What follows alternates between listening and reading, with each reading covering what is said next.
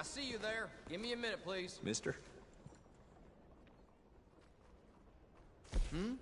Yes?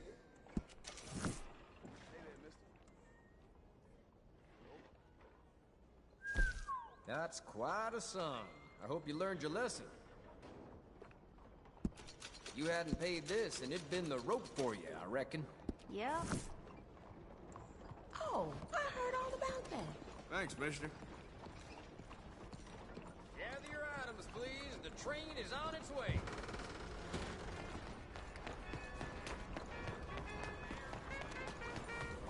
Okay, girl. Out of the way!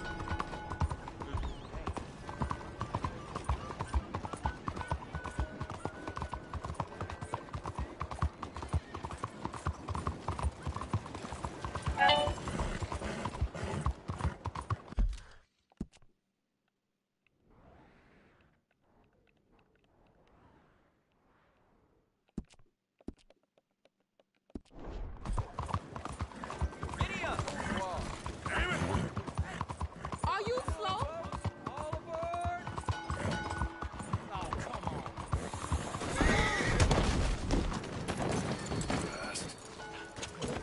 Let's get... Yep. Une voiture est à vous, monsieur. Yep. Wait. Yep. Come on. Let's get...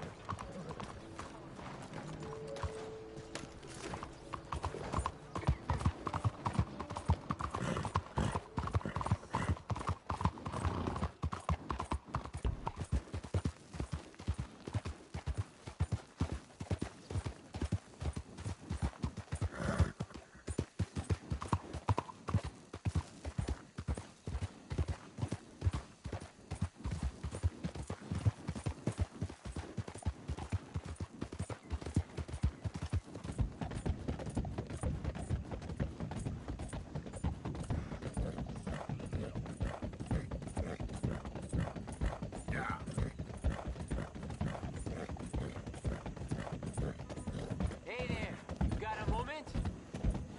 Hey, we got a proposition for you. Yeah, running the smart move.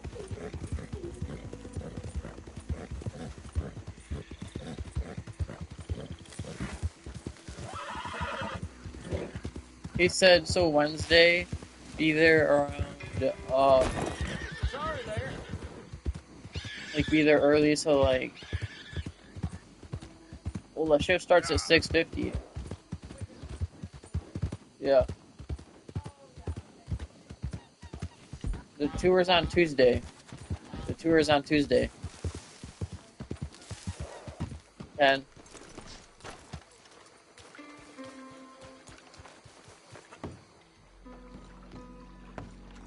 So, Dutch, what's Tahiti like anyhow? I have no idea, but I hear it's paradise. Arthur, there you are. Come on. Thomas, let's get going. I think whatever you guys have, you're giving me.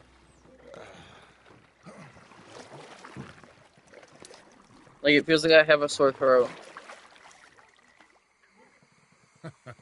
Hey, Bill, you were a sharpshooter in the cavalry, weren't you? What? When we get there, maybe you could help with the suppression fire. I never said I was no sharpshooter. Oh, that's right. What was it? The nation's most loyal latrine digger, wasn't that it? Yeah, well, I fought, and I fought well. So you always tell us. Taught me something you could do with learning. Them Indians were savages. Watch your mouth there, boy. Watch it. Only type of savage in these parts are moonshine, swilling, pompous, inbred locals. Dutch, I saw things out there. I don't doubt you saw things, Bill, but your tiny little mind was too small to comprehend what you saw. What you saw was people who lost everything to savagery. Savagery of peasants. Failures come from Europe to reap some awful vengeance on God's last creation. Interesting way you boys got to prepare for a killing. I'm sorry I wasted my life trying to teach you boys. Love you though, I do. Well, leaving love aside, you think we got this? Don't you never leave love aside, Arthur. It's all we got.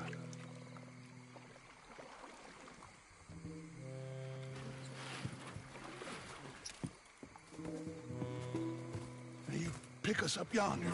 I got you. Thank you. Good luck to you. Come on, quick. Stay quiet.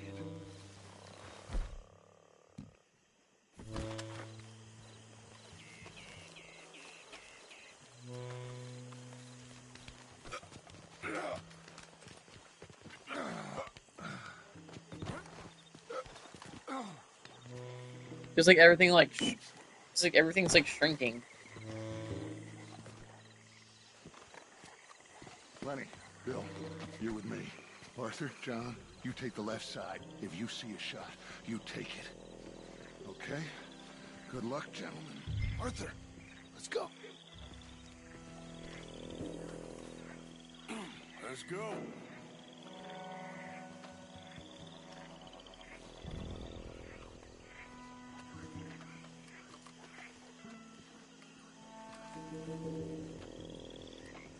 See those two? Stay out of it.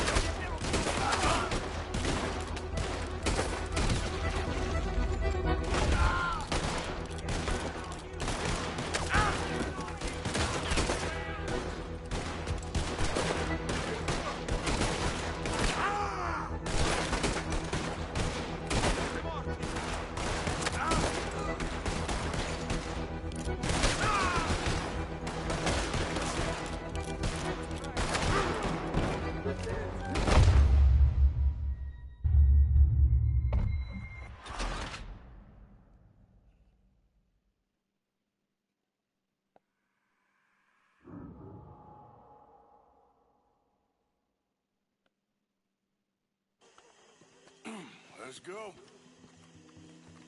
I said you're with John.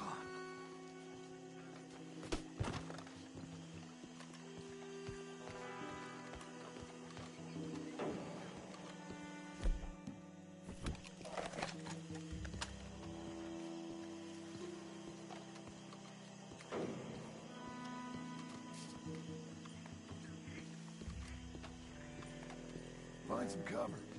Two up ahead.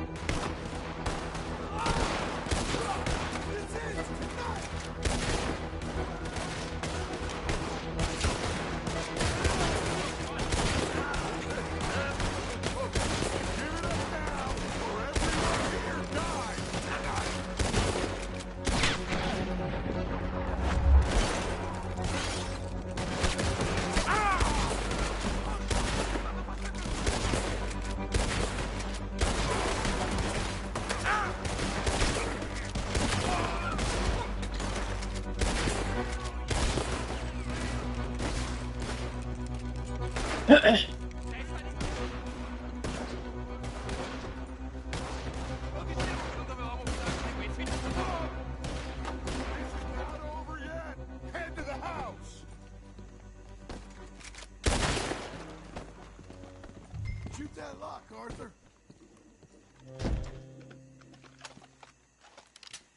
Good. Now kick that damn door in. We got more inside. Ah!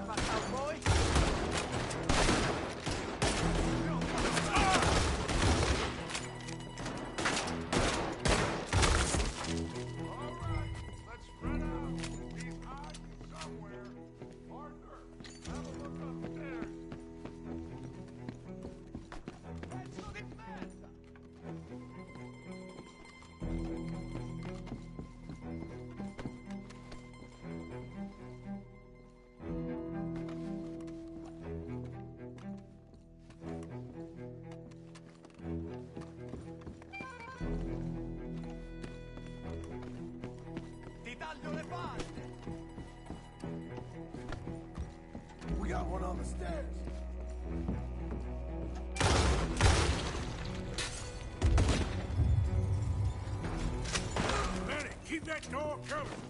Let's check upstairs. He's not down here. Damn it.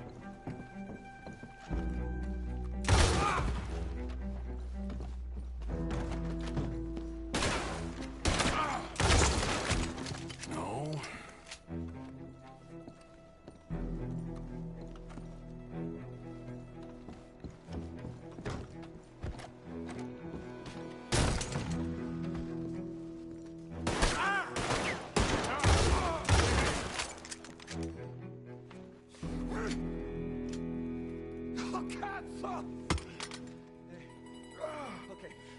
I'm sorry, friend. No, name your price. Name your price. Every man have a price. Eh? Okay. No, I surrender. Should we kill him? Nah, let's take him to Dutch. You can carry him. I ain't touching that piece of shit.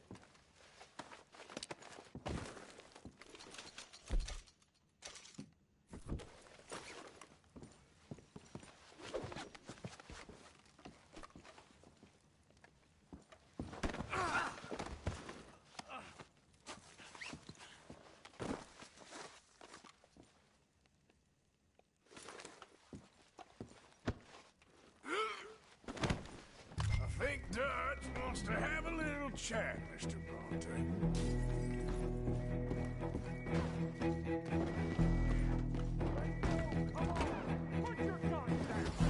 Goddamn idiot! Come on, Morgan! We're getting the hell out of here! This is it!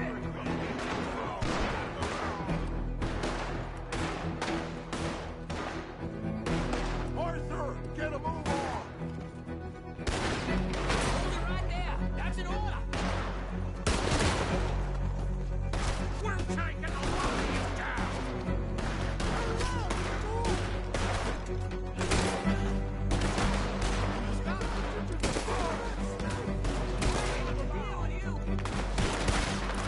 Yeah, that was close!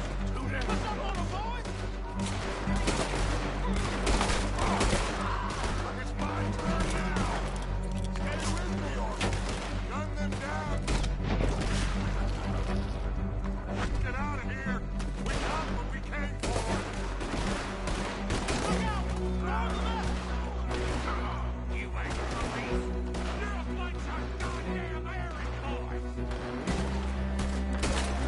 You sons of bitches back to work, goddamn crook!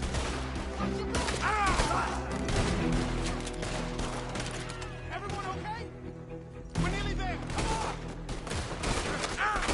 Gotta get to the boat! Quick, get our new friend on that boat before any more show up. Somebody kill that bastard. Put him in front. Bill, Bill. You got him? There. Oh, come on, Lenny. All right, come on. Let's get out of here.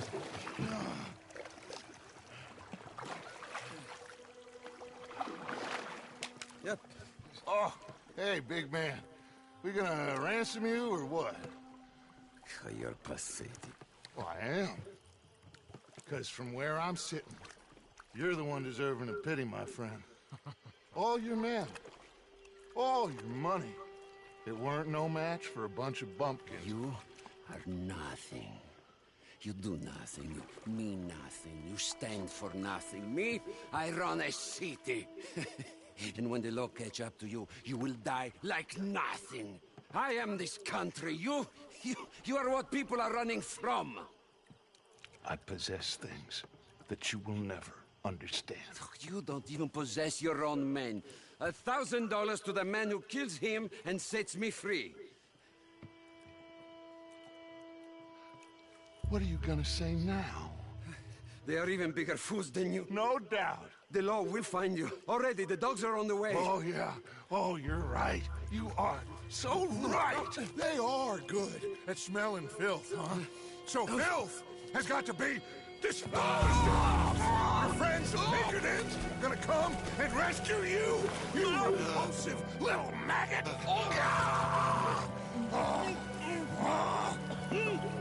Call them now.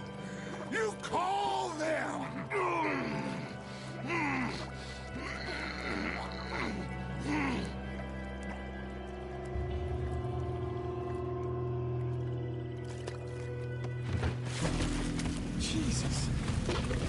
part of your philosophy books cover feeding a fella to a goddamn alligator, Dutch.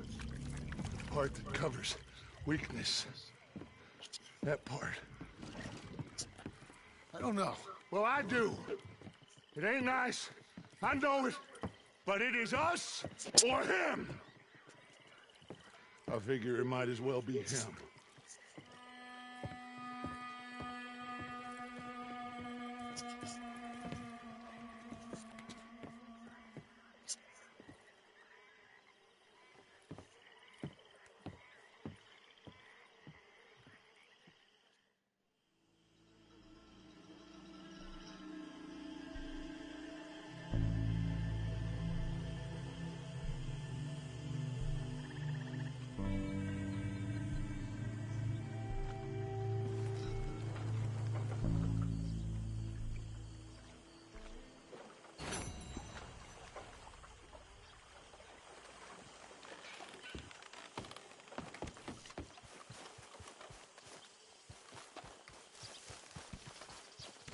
Morning.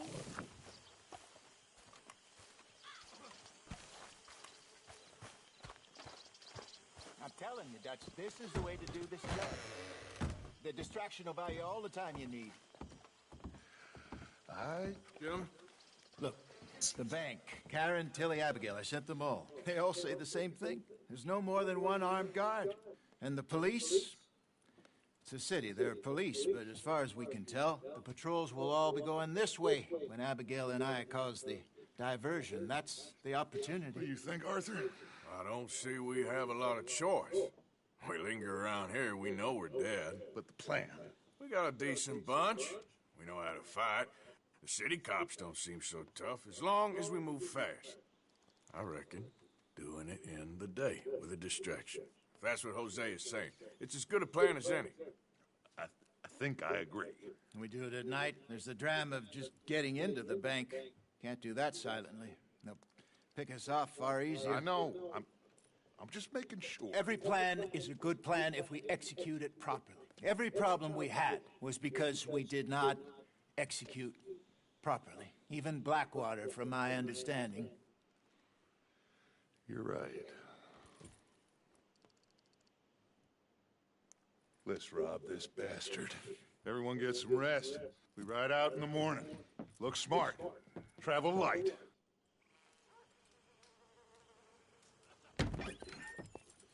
You got everything, Arthur? Sure. So, we rob ourselves a bank, and within 6 weeks we're living life anew in a tropical idyll, spending the last of our days as banana farmers. Let's get out of this godforsaken place and go rob ourselves a bank! Let's go! Let's go! Crack that whip, Mr. Matthews! Whoa! This is it, gentlemen. The last one. Where have we heard that before? What has happened to you, John? You lost all your heart. I'm just trying to stay real about all this. Real? Oh, how I detest that word. So devoid of imagination. How soon are we shipping out? Soon as we get a passage organized. Boat down to Argentina, then another around the Cape. What about the money in Blackwater? We're just gonna leave that behind? Forget that. It's gone. You all talk like it's the only goddamn money in the world. We're gonna take that and more. Take it from the people who take it from us. This isn't some hick-town $100 operation. This is a big city bank. Right. With security.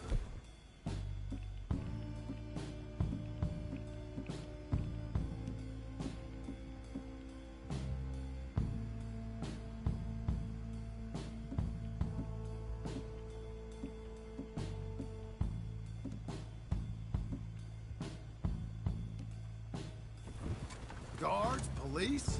Hosea has done his reconnaissance. We've been over this. The plan. One last time. Hosea and Abigail draw out the police. We go in calm and fast. John and Lenny secure the front doors. Javier takes the side exit. Bill, Micah, and Charles control the crowd. Me and Arthur deal with the bank manager and vault. Got it? Got it. Yep. Gentlemen, let us go ahead. How long do you need? Not long. 15 minutes or less. You'll know by the noise. Any problems? We'll see you in camp. Good luck, gentlemen. Right on! Yeah! Everybody know the drill. We head in hard and stay calm. They won't be expecting us. Any minor trouble, head back to camp. We'll leave in a few days. You good, Bill? Sure. Then right on with Charles. We don't want to be seen heading in like some posse of country outlaws. This is it, cowboys! One more time! One more time. Let's ride! Yeah!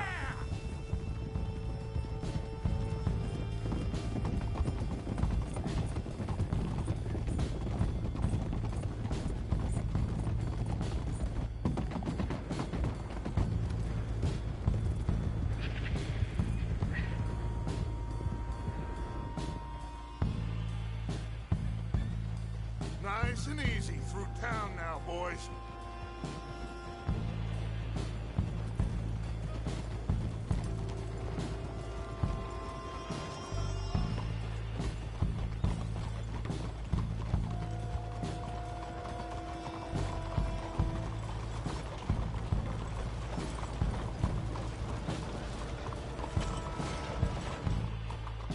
There's Bill. Let's hitch up here.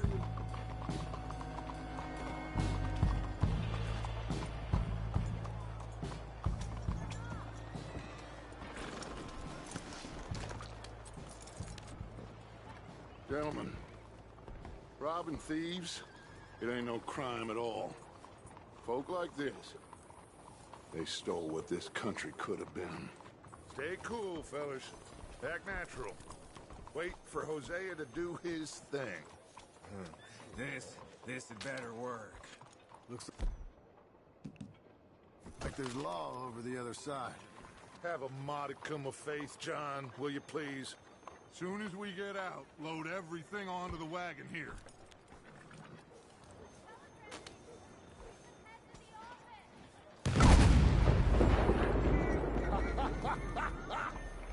I love that, Hosea! He is a true artist.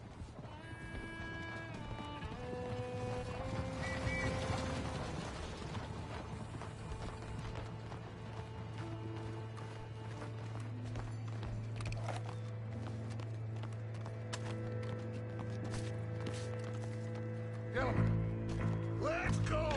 Ladies and gentlemen, this is a hold-up! Don't do nothing stupid!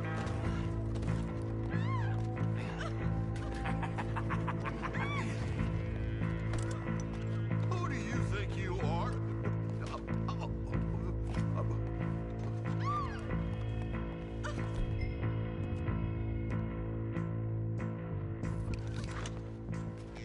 Okay, now then, Arthur, would you please have Senior Bank Manager here open up the vault?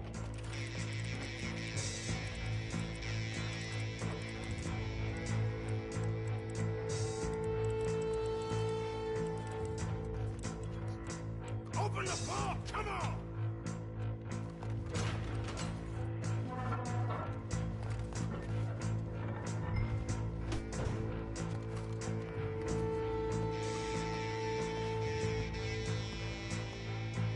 Let's make this quick. Come Need on. the combination for these safes. Tell him the combination. Come on, speak. Speak or die. Now, first number. 19. 19. Got it. Okay, now, what's the second number? 72.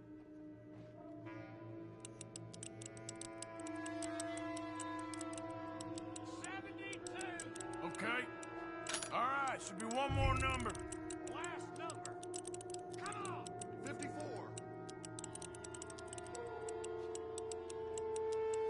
Okay, I'm in. What did I tell you? Well, well, well.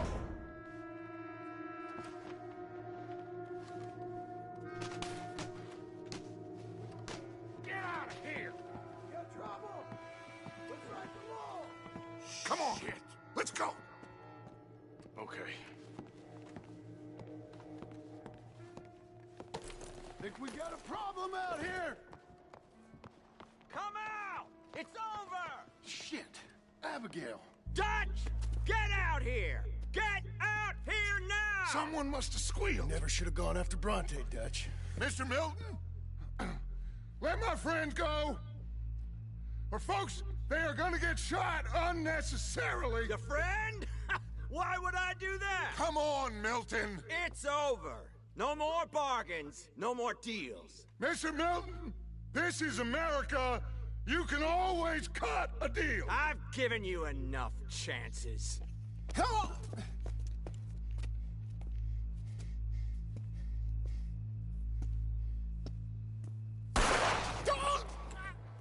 No! No! Oh, God damn it! There's your deal, Dutch. Hosea. God damn it!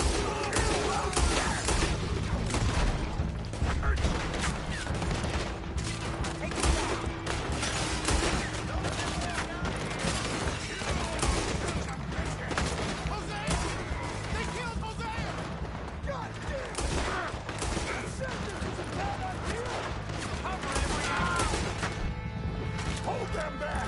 I got an idea! What? Just keep shooting! He isn't moving! Of course he ain't! He's dead! Son of a bitch! We really need a fight here, Dad! I'm working on it! There's a goddamn army of them!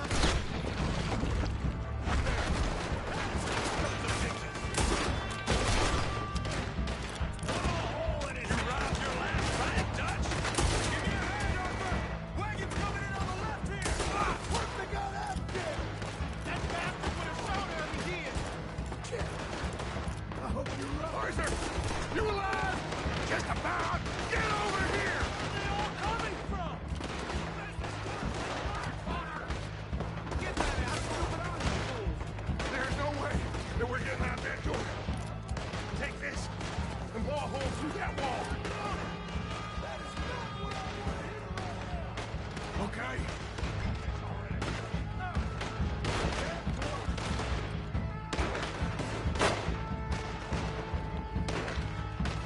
How the hell did they know? There's gotta be a rat!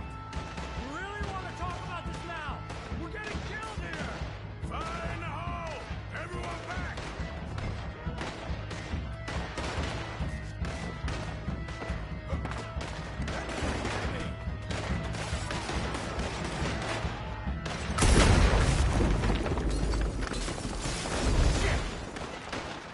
Arthur, climb up to the roof and cover us.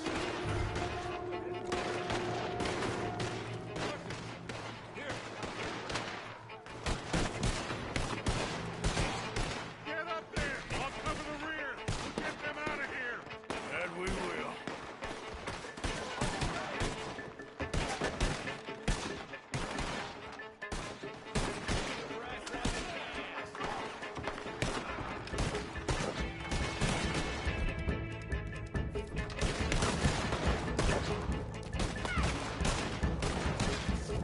We got one on the roof! Everyone move! I'll hold them off! You heard it! Let's go!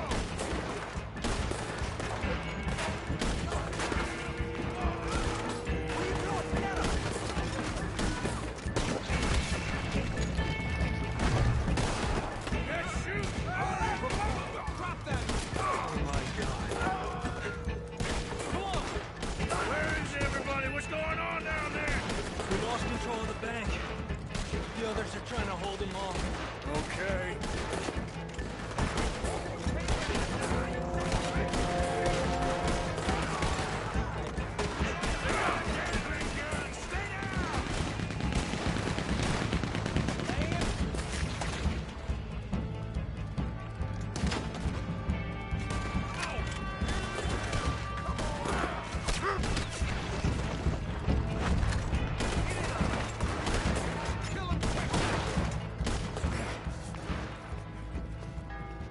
Arthur!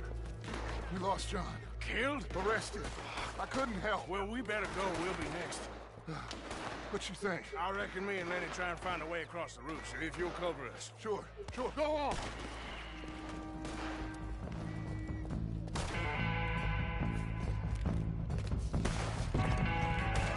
We can get across here! You goddamn...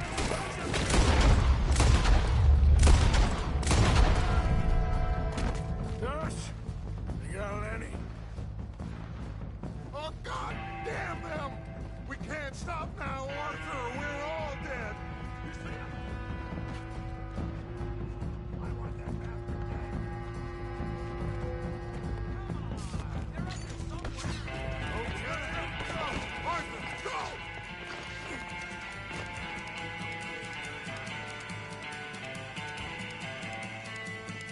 All of you, we gotta keep quiet and keep moving, or we're gonna be dead in the next few minutes. Follow me, one at a time. Arthur, you go next. We gotta keep moving, quick and quiet. Come on.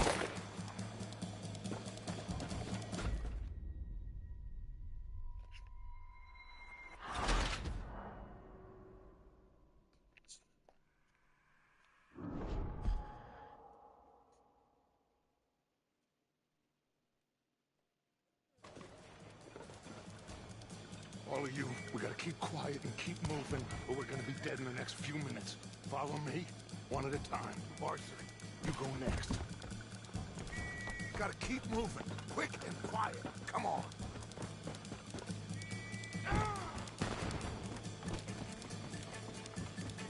Careful, there's more law down there. These men. All of you, find these men. You seen anything? No, not yet. Find them. Shit. Looks like they're heavily patrolling around here. Arthur! Arthur, we can get in here. Come on.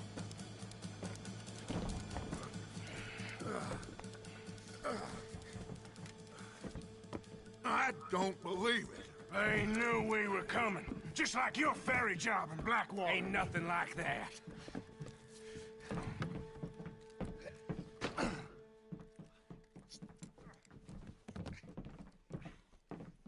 What now?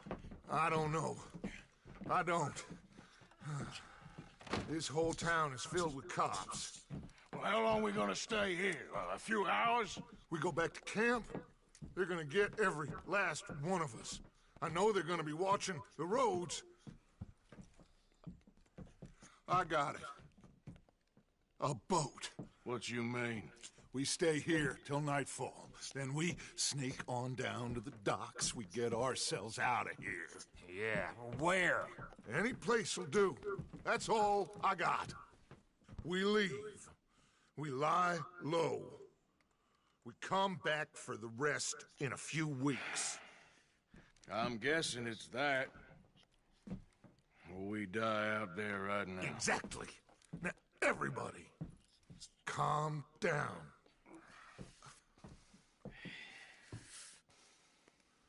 I mean, look at us.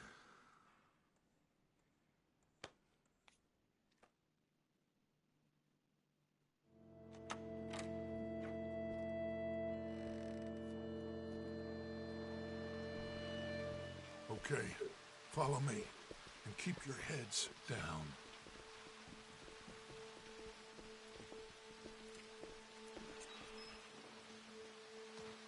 Head for the docks.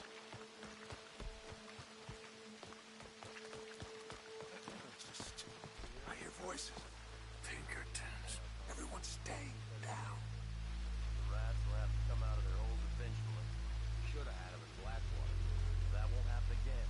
Melby's got men on every street. We can't stay here. Let's cut through the train. Follow me.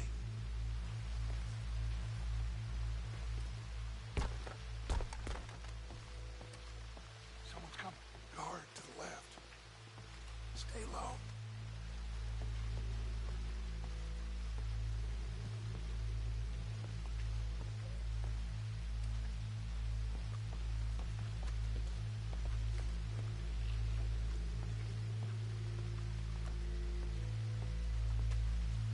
Someone's coming. Duck.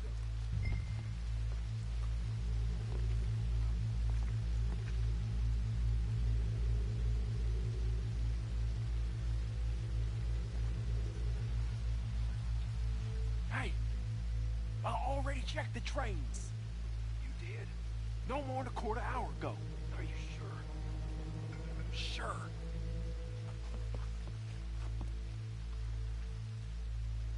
All right, then.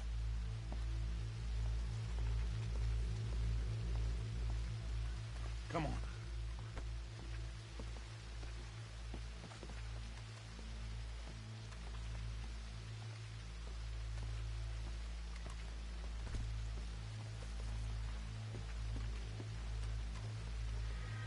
Shit! Stop, Arthur!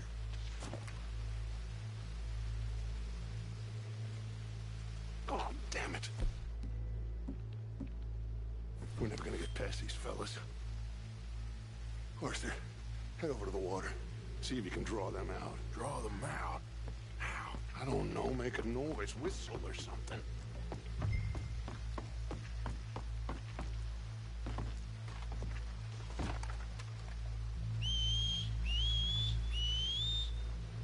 Jenkins, is that you? Huh. What was that? Did you hear that?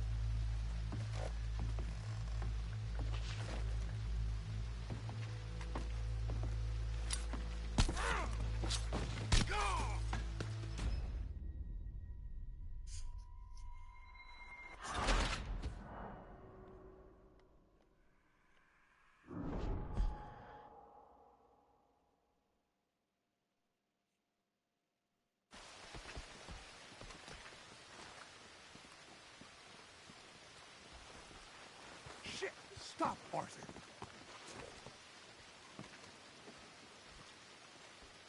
Oh, damn it. We're never gonna get past these fellas. Arthur, head over to the water. See if you can draw them out. Draw them out? How? I don't know. Make a noise. Whistle or something.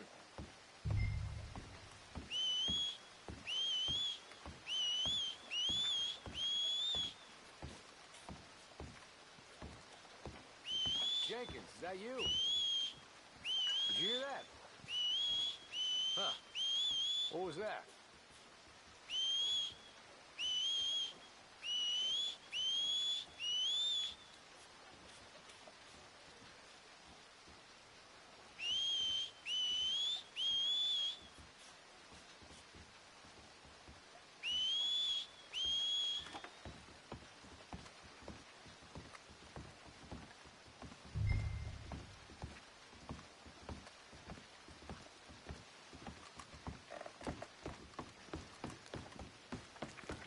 Everyone stay down and keep quiet.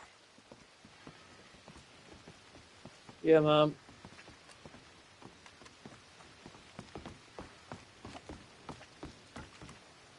We've wasted enough time on these fools.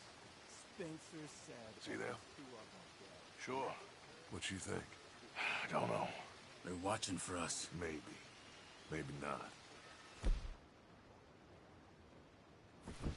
They ain't just waiting there for no reason. Yeah. Let me think for a second. I'll deal with them. What? How? I can't kill all of them silently, so when they chase me, you go the other way. What are you talking about? You heard what I said. Oh, I like it. Real brave. What in the hell? Who is... Excuse me! Buddy! Hey, stop! Stop, stop! That is one of the most beautiful acts I ever saw. Come on.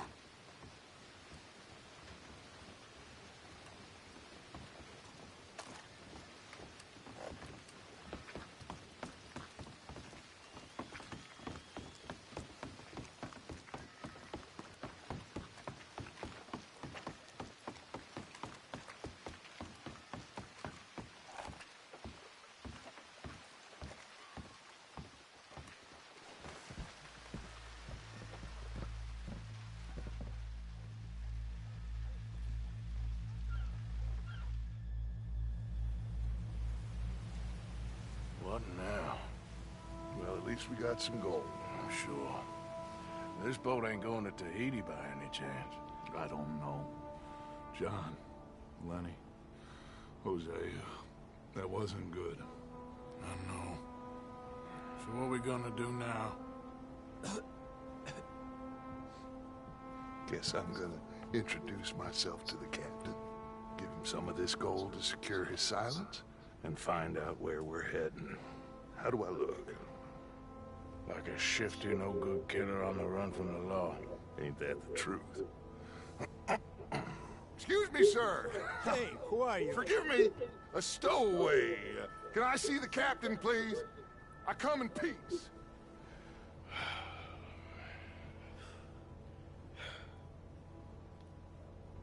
Well, it's gonna take a little more gold, but I think we're gonna be okay. This captain, he is a fine fella, a New Englander from the Cape.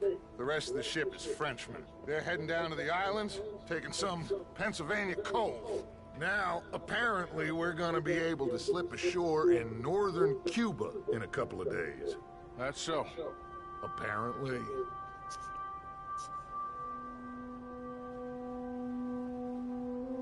What are we gonna do in Cuba, Dutch? Hold up for a while, then hurry back, gather up the rest of our family. At least we got some money now. Money and loyalty. With that, you can do whatever you please. So you reckon they'll follow us to Cuba? Like Colonel Waxman on a jolly? I highly doubt it. I reckon we hold ourselves to ourselves, and this is done and dusted. Let's hope so. I ain't no sailor, but, that cloud look like good news to you?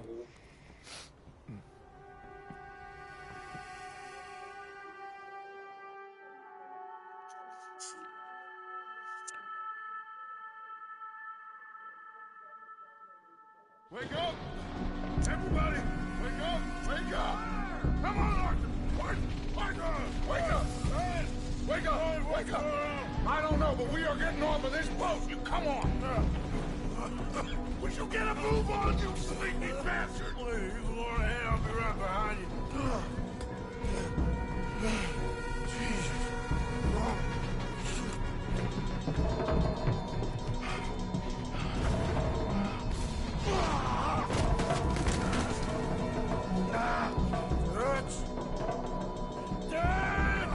I'm okay. You? Yeah. This ain't moving. Yeah, you go on ahead. Try and find another way. Oh, God damn it!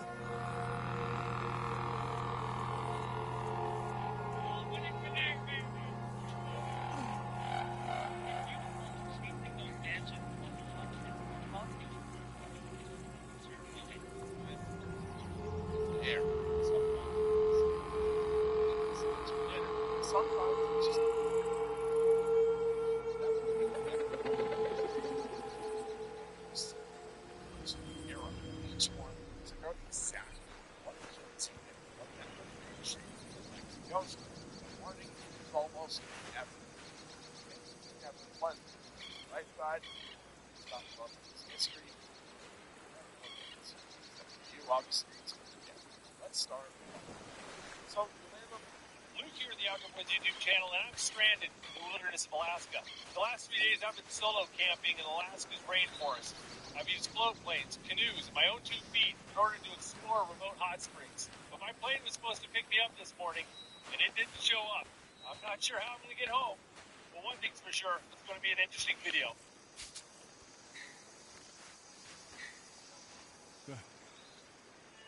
Good. Boys. You're alive. Arthur? You're alive. Arthur, Okay. It is a miracle. It is a goddamn miracle. Here, have something to drink. Have a drink. Somebody give him a goddamn drink. Oh, son. Son, take it easy. We got you. We got you.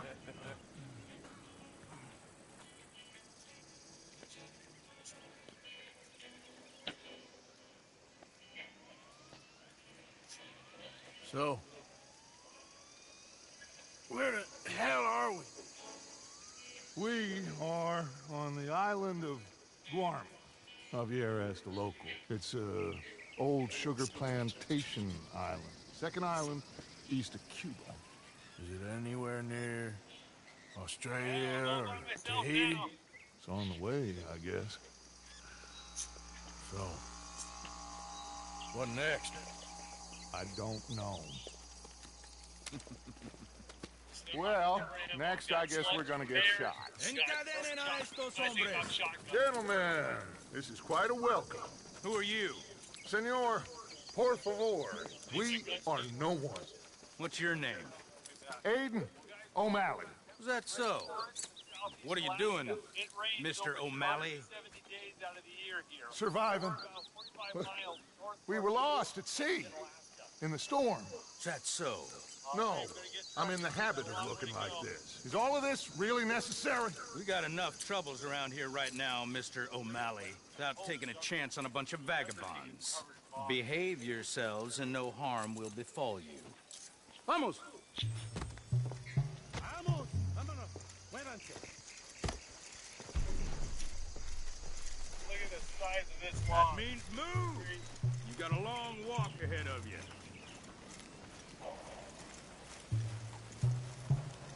I don't get your drift, Mr. Levi Simon, senior overseer for Alberto Fusar. We run the third most productive sugar plantation in the Northern Caribbean. Of course, where there's money to be made, there's trouble. What sort of trouble? Oh, the usual sort. People wanting what ain't theirs and others telling them to take it. I don't get you. Labor troubles. And other thieves and pirates looking to disrupt our ways of work. Trying to find? How very upsetting for you. Not half as upsetting as it'll be for them. Mr. Fusar has a lot of very powerful friends. Hold on. I will bet that he does. Bunch of Haitian pirates won't frighten him. They're strung up in the streets soon enough. Check it out, it's an old And do we seem like Haitian pirates to you, Mr. Simon? All the wood's rotted away, but you can still You see seem the like metal someone frame. or other. That's the point. We was headed to Tahiti. You was going the scenic route. This is As soon as I know exactly who you are, you'll be free. Meantime, you'll not starve. Cabo, llévese a estos hombres a la cárcel, junto con el grupo de cucarachas de ese campesino. Cualquier tontería que hagan, dispárales a todos. Welcome to Guam, gentlemen. Now, if you'll excuse me. Yeah. Here it is. Everything I laid out What in detail now? as it goes. Aiden, This is pretty awesome. I don't know. What do you think? A swipe left, I swipe think we right. gotta get out of here. Yeah, but they can't find out who we are. One more feature. So every idea that I favor. Well, for now, respect, Ben. All the wood's rotted away, but you can still see the metal frame. Well, for what it's worth, I think I would have preferred Tahiti. You and me both. That is slick. You can see the trolley pretty good here. I think the water's just a little bit closer and you can walk out to that thing. But hey, I got a great view of the lake.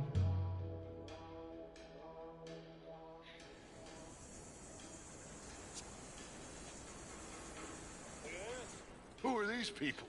Who knows? Well, they got them chained and lashed, but they don't look too dangerous. Excuse me, sir. Who are our new National friends Forest here? Service left these canoes here for anybody to use. As long as you take care of them, back when you abandon them, everyone's gonna enjoy them. Very good. Insurrection. That's quite a word. Cállate, señor Fuentes. Muévanse. Todos.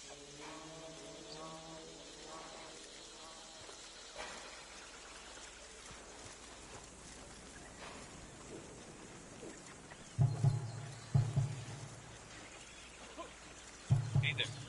Welcome back to Bedtime Story.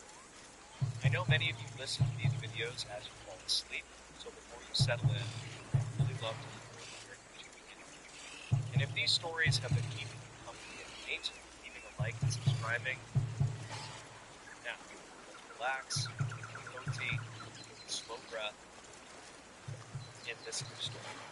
Scary hiking stories from deep Appalachia. The Appalachian Trail near the town of Damascus, Virginia, remained a favored destination for experienced hikers during the spring. Thomas Miller was a 32-year-old civil engineer who spent his weekends navigating more isolated ridge lines. He arrived at the trailhead with the intention of completing a 3-mile hike.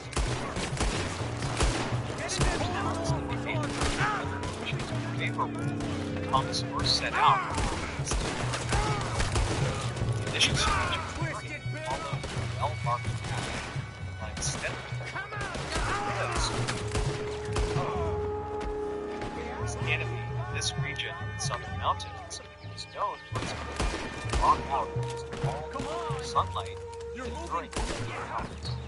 Thomas noted in his personal logs that the atmosphere across this line. State records from 2016 show that the local wildlife populations were stable and there were no reports of aggressive bear activity. Everyone okay? Yeah. Late afternoon, compared to condition Damn. Reinforcements. trail narrows. Now we're in trouble. Come on, Febby. Way Everyone, to follow me. logs, thick blankets of animals. Come. By the second afternoon, Thomas was simply Get out of here. Yeah, but I can't do that. My foot has fallen asleep. I can feel it.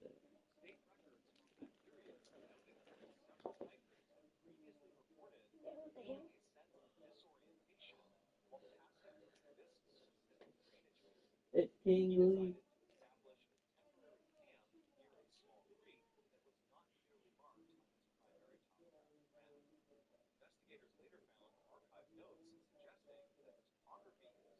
It's a New Orleans.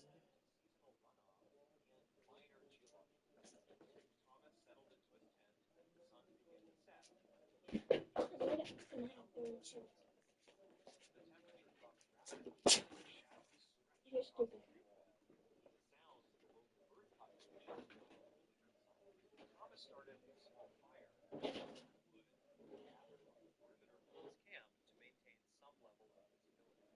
He felt a persistent sensation of being watched from the dark tree line, but he attributed What do you think? We gotta move, Dutch! archive notes from a forestry survey conducted in 2012 mentioned that the acoustics in this valley could create strange echoes. Thomas finished his meal and extinguished the fire before retreating into the safety of his reinforced nylon tent. The silence of the high wilderness was interrupted by what Thomas described as rhythmic thudding sounds originating from the heavy brush nearby. He remained inside his sleeping bag while observing the thin fabric of the tent for any signs of external movement or shadows. County files from 2016 contain a brief statement from a witness who claimed to hear unusual vocalizations in that general area. These accounts were never confirmed by local authorities who searched the site for evidence of large predators or unauthorized human encampments. Thomas stayed awake for several hours while the sounds continued to move in a slow circle around his immediate campsite. At approximately 2 in the morning, the rhythmic thudding stopped and was replaced by the sound of heavy objects being dragged across the rocky soil. Thomas reached for his flashlight and hesitated to turn it on because he did not want to reveal his exact position. The dragging sound moved toward the creek and then circled back toward the rear of the tent where his food bag hung. Dispatch logs from that night showed no other hikers were registered in that specific 5-mile radius of the wilderness area. The unknown entity seemed to move with a calculated precision that did not match the typical scavenging patterns of a black bear. Thomas gripped his small folding knife while listening to the sound of heavy breathing just a few feet from his head. As the first light of dawn appeared, the sounds abruptly ceased, and Thomas emerged from his tent to inspect the surrounding perimeter. He reportedly found several heavy stones that had been moved from the creek bed and placed in a straight line near his gear. Some locals claimed that this behavior matched historical reports of territorial displays by individuals living off the grid in the deep woods. Investigators found no physical evidence of footprints or clothing fibers that would link a specific person to the disturbed rocks or noise. Thomas decided to abandon his original plan and began a rapid descent toward the nearest access road several miles away, his less than has home. 0 hash is greater than. The descent was complicated by a thick layer of mountain fog that reduced visibility to less than 10 feet in every direction. Thomas struggled to keep his bearings as the trail seemed to weave through sections of the forest that he did not recognize. The county files from 2009 mentioned a similar case of a hiker who became lost when the trail markers vanished. He checked his compass multiple times, only to find that the needle was spinning erratically near certain rock formations in the gorge. This phenomenon was noted in state records as being caused by high iron content in the local subterranean mineral deposits. Thomas pushed forward through the gray mist while hearing the faint sound of snapping branches behind him. Let's rest a moment. The trek back to the trailhead required Thomas to pass through a narrow gorge where the trail was frequently obscured by fallen hemlock roots. He noticed that the trail markers appeared to have been scraped away from the bark of the trees with a sharp instrument. Dispatch logs from that week showed that a maintenance crew had verified the markers were intact only 3 days prior to his arrival. Records conflict regarding whether the damage was caused by environmental factors or intentional tampering by an unidentified individual in the forest. Thomas reached his vehicle in the late afternoon and immediately contacted the local ranger station to report the anomalies. Search teams later surveyed the gorge, but they could not find any tools or evidence of a person residing in that sector. The official report remains open because state records cannot explain the rapid removal of the trail markers over such a large distance. Thomas never returned to that specific region of Appalachia, and he chose to hike in more populated state parks in the years following. The events of 2016 are still discussed by some hikers who frequent the Damascus area, but the facts remain largely inconclusive. Investigators never confirmed the source of the rhythmic sounds or the purpose of the stones moved during the night. The archived notes from the subsequent investigation included a testimony from a neighboring landowner who resided 5 miles from the trailhead. This individual reported seeing unidentified lights moving along the ridgeline during the same 48-hour period that Thomas was in the woods.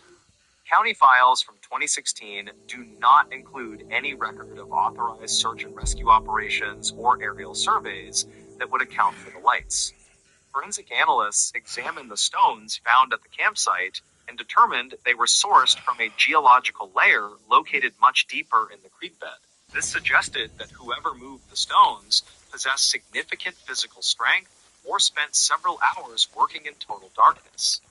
The case was eventually moved to an inactive status due to a lack of actionable evidence or criminal complaints. State records from 2017 indicate that 2 more hikers reported similar encounters with rhythmic thudding and rearranged forest debris in the same drainage basin. Neither of these individuals were able to provide a visual description of the entity or person responsible for the disturbances. Local law enforcement increased patrols near the Damascus access points for several months, but no unauthorized residents were ever located. Dispatch logs from that period show a series of noise complaints that were dismissed as wind whistling through the limestone caverns. The archive notes conclude that while the experiences were consistent, they lacked the physical proof required for a formal intervention. Thomas remains one of the few witnesses who provided a detailed timeline of the events from that spring weekend.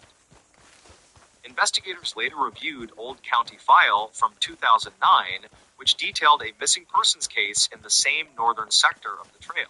A 24-year-old botanist named Sarah Jenkins had disappeared while collecting plant samples near the limestone gorge.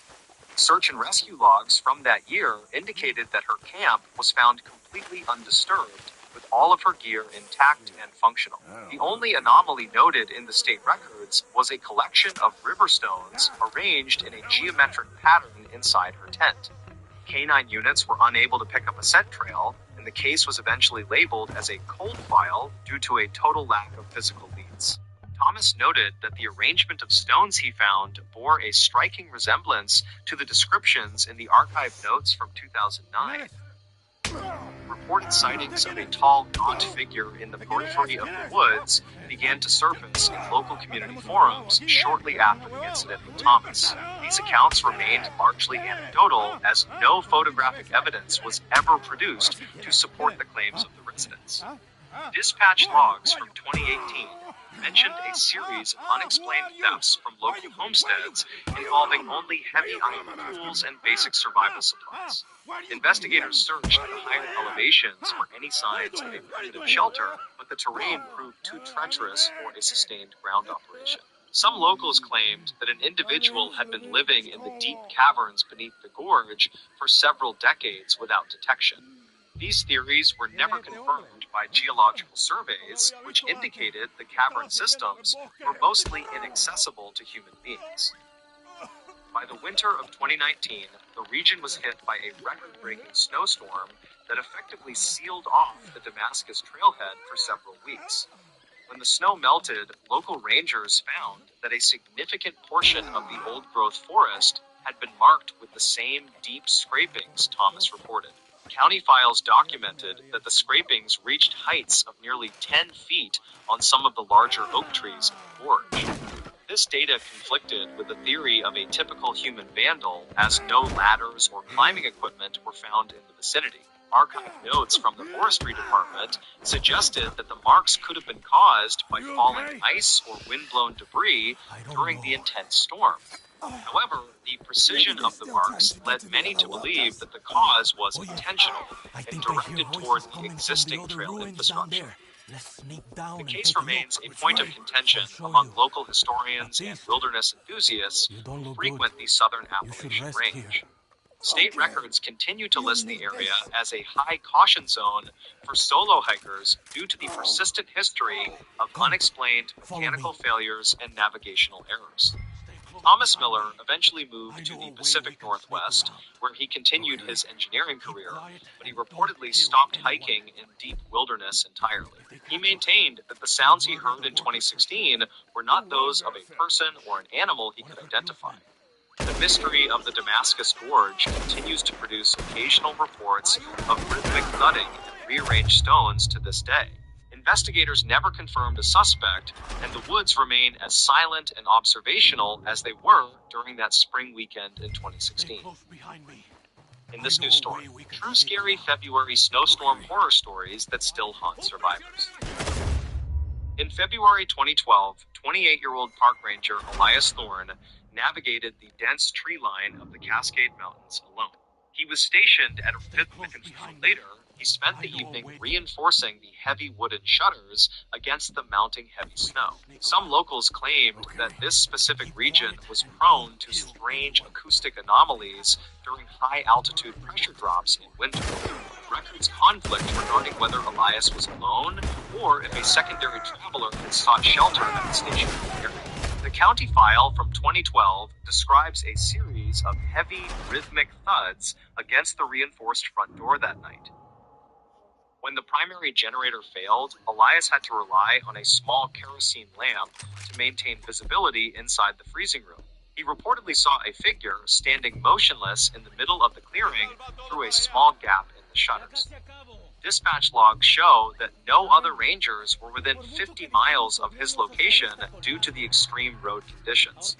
The figure did not move for 4 hours despite the sub-zero temperatures and the blinding horizontal sheets of falling ice. Elias wrote that the person seemed to be wearing a summer uniform, which was logically impossible given the environment conditions. State records show that no missing persons reports were filed for that specific area during the month of February snows. By the morning of the second day, the snow had completely buried the first floor of the small mountain outpost building. Elias attempted to dig a tunnel toward the equipment shed. He found the snow was packed with unnatural density. He discovered a set of bare footprints leading away from his door into the center of the frozen forest floor. Warm voice outside. The search and rescue teams arrived 3 days later, once the atmospheric river had finally moved toward the Idaho border. They found the station completely encased in a layer of black ice that required heavy industrial tools to break through. Dispatch logs show that the interior of the station was perfectly preserved, but Elias was nowhere to be found today. There were no signs of a struggle, and his cold weather gear was still hanging neatly by the kitchen stove. The county file from 2012 mentions that a single set of wet footprints led into the basement area alone. Records conflict on whether the basement door was locked from the inside or the outside when the team arrived. In February 2015, 24-year-old Sarah Miller was driving through the Oregon wilderness during a massive blizzard.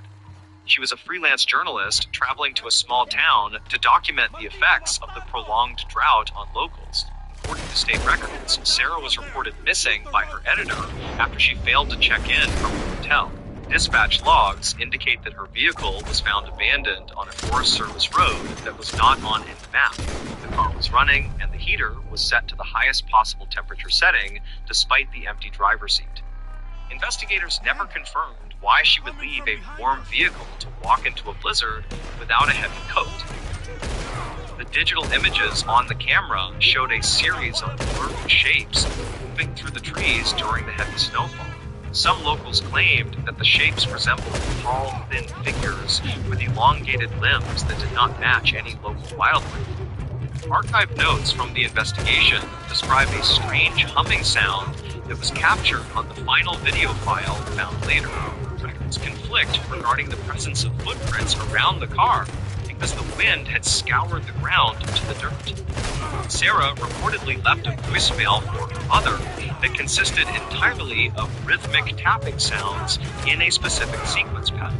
Investigators never confirmed if the tapping was a form of code or simply interference from the collapsing cell towers.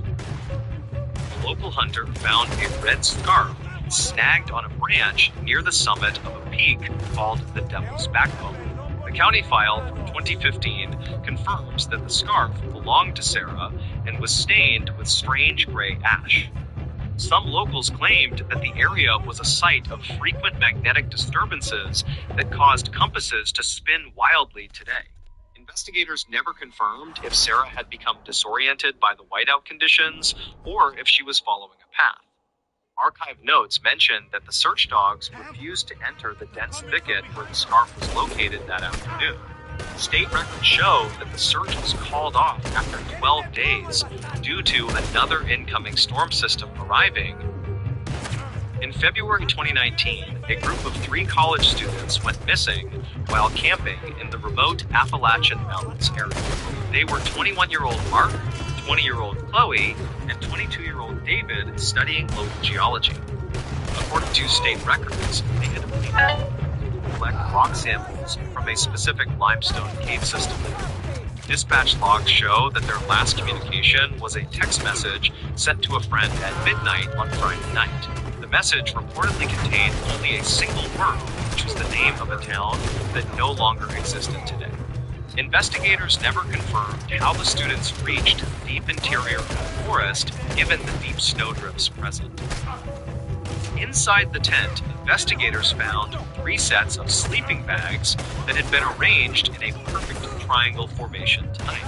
Records conflict on whether the students had time to put on their boots before fleeing into the freezing night air. Some locals claimed that the limestone caves acted as a natural amplifier for subsonic frequencies that caused intense panic attacks. Archive notes from the search team state that they heard the sound of children laughing deep within the rock walls. Investigators never confirmed the source of the laughter, since there were no families living within 20 miles of the site. State records show that David's glasses were found resting on a ledge 50 feet above the ground level, clearly. By the time the snow melted in April, a hiker discovered a backpack hanging from a high branch near a cave. The backpack contained a journal with entries that stopped abruptly on the night the storm began in February 2019. The final page contained a detailed drawing of a face with no eyes or mouth looking through a window glass. Some locals claimed that this image matched old folklore stories from the region about the entities of the frost. Investigators never confirmed the identity of the person who drew the image, since the handwriting was completely illegible today. The county file from 2019 remains one of the most mysterious disappearances in the history of the park. In this new story, true ghost stories people still whisper about at night. Every year, thousands of people report encounters with entities that seem to defy the standard laws of our physical world. These stories often begin in the quiet corners of the American landscape, where the shadows stretch longer than they should. Archived notes from local libraries contain thousands of testimonies that suggest the presence of something hidden within the deep woods. Investigators never confirmed the source of these events, but the consistency of the details suggests a very real common thread. Dispatch logs from small towns across the country frequently record calls from citizens who don't know who else to contact. Some locals claimed that the silence of the forest is a warning that something has arrived from a different place. In the year 1897, a 23-year-old woman named Elva Zona Heister lived in Greenbrier County, West Virginia. She was a young bride who had recently married a local blacksmith and hoped to start a quiet family life. State records from that era indicate that Elva died suddenly and was buried before a proper medical examination could be. Reports suggest that her mother claimed the ghost of Elva appeared for 4 consecutive nights to describe a violent struggle. Investigators never confirmed the physical appearance of a spirit, but they did agree to exhume the body for a trial. Archive notes from the subsequent court case show that the husband was convicted of murder based on this testimony. A 35-year-old teacher named Sarah moved into an old house in Villisca, Iowa during the year 2020. She was interested in the history of the town and planned to write a book about the local architecture. Sarah reportedly heard the sound of children laughing in the hallways, even though she lived alone in the large wooden tent. Dispatch logs show that she called the police several times to report intruders that the officers could never find. State records indicate that the house was the site of a tragic event in the year 1912 involving 8. Investigators never confirmed the presence of any lingering energy, but Sarah decided to move out. Short. In the year 1974, a 23-year-old man named Ronald lived in a house in Amityville, New York. He was working a regular job and spent most of his free time with his large family in the State records show that a terrible crime occurred in the house that left the community in a state of trauma. A new family moved into the residence in the year 1975 and reportedly experienced several weeks of terror. They claimed that the walls would secrete a dark substance and that the air would turn cold without any. Investigators never confirmed the validity of these claims, and some locals suggested the story was fabricated for financial gain. A 44-year-old security guard named James worked at the Waverly Hills Sanatorium in the year 2008. He was responsible for patrolling the massive brick building to prevent vandals from entering the property during the late night. James reportedly saw a woman with bleeding wrists running through the darkness of the 4th floor. County files from that region contain hundreds of reports regarding the sightings of shadow figures and strange lights in. Investigators never confirmed the identity of the woman, but archived notes mentioned that thousands of patients died in the woman. James resigned from his position in West Virginia. He was traveling with his wife and another couple when they saw a large figure with glowing red eyes. Roger reportedly accelerated his car to 100 miles per hour, but the creature kept pace with the moving. Dispatch logs from the local station record that dozens of people saw the same winged man over 13 months. State records show that a bridge collapsed in the year 1967, and the sighting stopped immediately after. Investigators never confirmed if the creature was a warning or a strange animal that had migrated from the north. A 50-year-old historian named Michael visited the Myrtles Plantation in Louisiana during the year 2022. He wanted to document the stories of the 10 murders that reportedly took place on the grounds of the school. Michael reportedly saw the reflection of a girl wearing a green turban in the large mirror in Maine.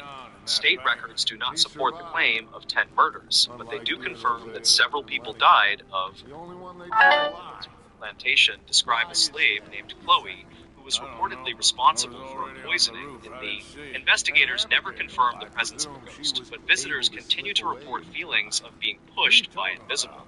In the year 1945, a 74-year-old man named Mitty disappeared while walking in Vermont. He was a veteran woodsman who knew the trails of the Bennington Triangle better than anyone else. Investigators never confirmed what happened to Mitty because they found no tracks or signs of a struggle that the problem cell face. Some locals claimed that the mountain possessed areas where people could simply vanish without leaving a single trace behind. Archived notes from the state police reveal that 4 other individuals went missing in that same area over 5. Records conflict regarding the weather conditions on the day he disappeared, but the search parties found absolutely nothing at. A 29-year-old nurse named Emily worked the night shift at the Trans-Allegheny Lunatic Asylum in 2011. She was tasked with checking the rooms in the Civil War-era building to ensure that the tourists. Emily reportedly heard the sound of heavy metal doors slamming shut even though the wing was empty and complete. County files from that year contain several reports of visitors seeing a young girl named Lily in the dark. State records show that the asylum was overcrowded and that many patients suffered from extreme neglect and various other. Investigators never confirmed the existence of spirits, but Emily claimed she saw a figure standing in a locked cell.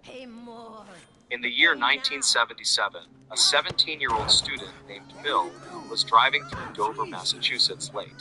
He was with a group of friends, and they were looking for a place to park and talk. Bill reportedly saw a small creature with a large head and long fingers sitting on a stone wall. County files from that week contained 2 other independent reports of the same entity from witnesses who didn't. The creature reportedly had orange glowing eyes and skin that looked like sandpaper, according to the archive notes from. Investigators never confirmed the biological nature of the entity, but the witnesses have never changed their stories since then. A 38-year-old park ranger named David was patrolling the Gettysburg battlefield in the year 2012. He was checking the area known as the Devil's Den to ensure that no one was camping after.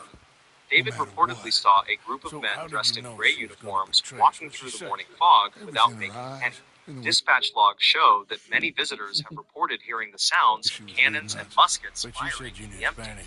State records indicate that thousands of soldiers died on that specific patch of land in the year 1860. Investigators never confirmed the presence of residual energy, but David felt the temperature drop by 20 degrees in seconds. In the year 1982, a 35-year-old rancher named Samuel was checking his cattle in Texas. He was concerned about the health of his herd because several animals had been acting nervous during the late. Samuel reportedly saw a series of glowing spheres that danced across the desert floor without making a single sound. State records from the area show that these lights have been documented by travelers since the year 1880. Some locals claimed that the lights were the campfires of ancient spirits, but investigators never confirmed a solid physical. Records conflict on whether the lights are a geological phenomenon or a trick of the dry air in. A 26-year-old journalist named Michael was investigating the Beast of Bray Road in the year 2020. He was interviewing the older residents of Elkhorn, Wisconsin, to see if the sightings had continued into the modern. Michael reportedly found a county file from 2009 that detailed a recent encounter near the old cemetery. The report described a large creature that looked like a wolf, but walked on its hind legs like a. State records from that year show that a local farmer lost several sheep to a predator that moved. Investigators never confirmed if the predator was a standard animal or something that the locals still whisper about now.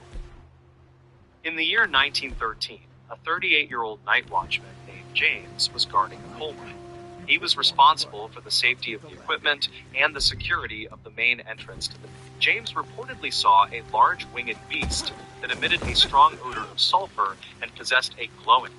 Dispatch logs from the local sheriff department show that several prominent citizens also witnessed the creature during that week. The creature reportedly moved with a hopping motion and retreated into the abandoned mine whenever the townspeople tried to.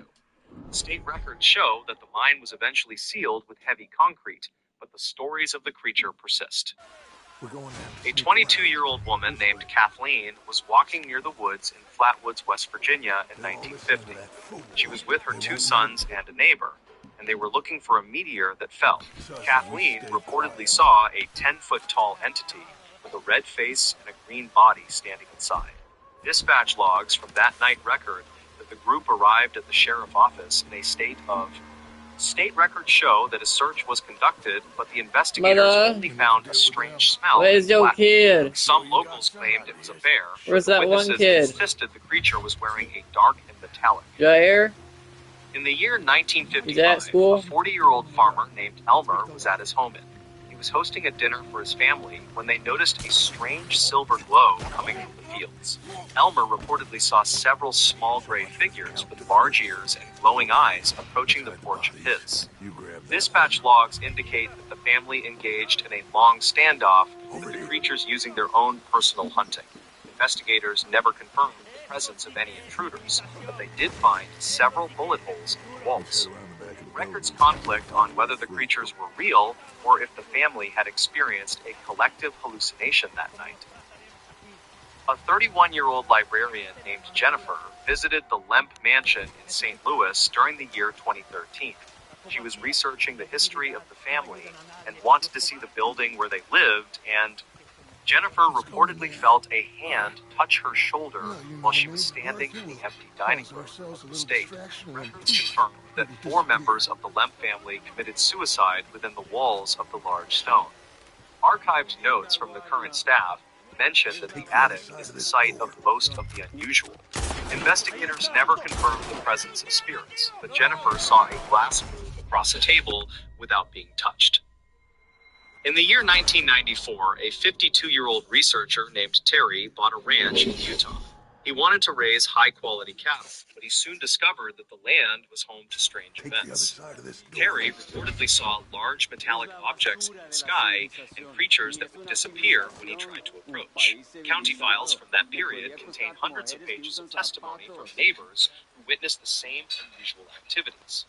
Investigators never confirmed the source of the activity, but a private organization eventually purchased the ranch for scientific records. Conflict on whether the events were caused by secret military testing or something that defies a logical explanation. Okay. A 45-year-old deputy named Mark Thompson served the county during the year 2014.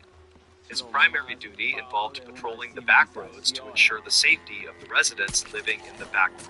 Mark reportedly encountered a large, dark shape sitting in the middle of the road during a heavy rain. He stopped his cruiser and activated the spotlight, but the object moved into the brush with incredible speed, and dispatch logs indicate that Mark requested backup because he felt the situation had become unpredictable and potentially very. No further sightings occurred that night, and the deputy resigned from his position within 3 months of the event. The world is full of stories that remind us how little we actually know about the environment we inhabit. Every county file and archived note provides a small piece of a puzzle that we may never truly. Investigators continue to look for answers, while the residents of these small towns continue to watch the dark. Some locals claimed that the truth is hidden in plain sight, while others believe it is better left. Dispatch logs will continue to record the calls, and the state records will continue to gather the reports. We may never know what is out there, but we will certainly continue to whisper about these ghosts. In this new story, true scary stories of growing up in Appalachia they never warned us about. The Appalachian Mountain Range contains thousands of square miles of dense forest and deep valleys that remain largely unexplored today.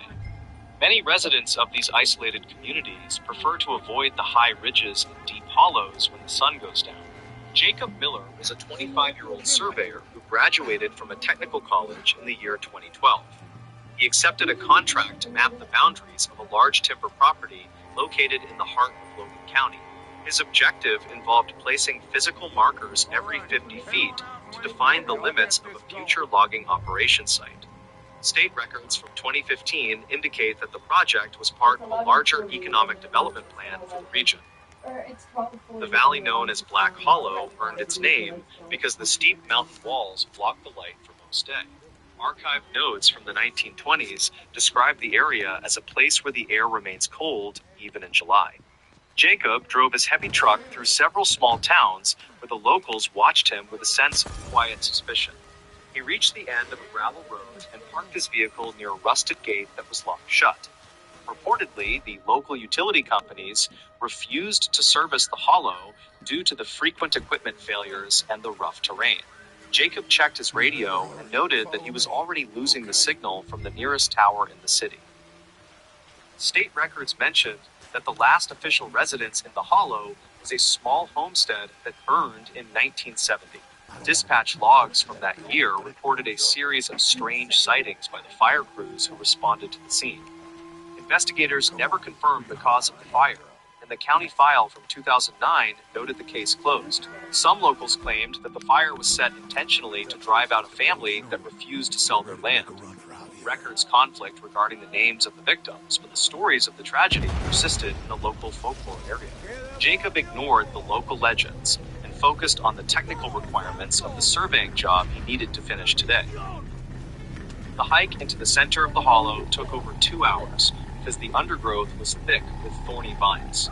Jacob carried a heavy pack filled with iron pins and a sledgehammer along with his digital GPS tracking device unit. He noticed that the forest was strangely quiet. Even the common birds of West Virginia seemed to be absent. The ground was covered in a thick layer of damp leaves that muffled the sound of his heavy leather boots. He entered the corner of the property and began searching for the original boundary marker from 1924. He found a rusted piece of metal protruding from the base of a massive oak tree that looked very ancient. Jacob set up his tripod and began the process of verifying the coordinates using the satellite data on the screen. He noticed that his GPS unit was fluctuating wildly and gave him readings that were several hundred feet on target. Reportedly, the geological composition of the Appalachian Mountains can sometimes interfere with electronic signals during the summer months here. He decided to rely on his compass and the physical descriptions found in the old county files for his work. A sudden sound of a heavy branch snapping nearby caused him to pause and reach for the bear spray on the belt.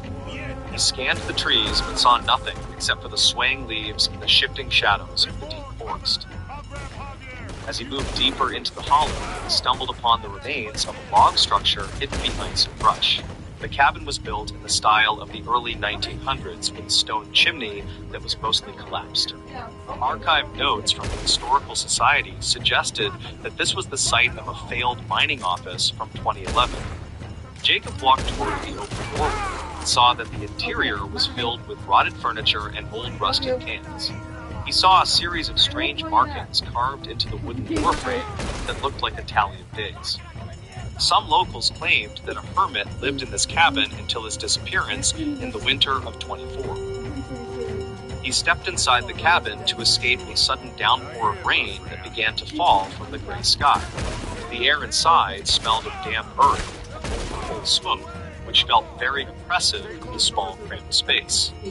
He found a handwritten ledger on the floor that contained names and dates from the year 2009. Dispatch logs from that period mentioned a search for a missing hiker who was last seen near this cabin site. Investigators never confirmed if the ledger belonged to the missing man or a squatter who was living in the woods.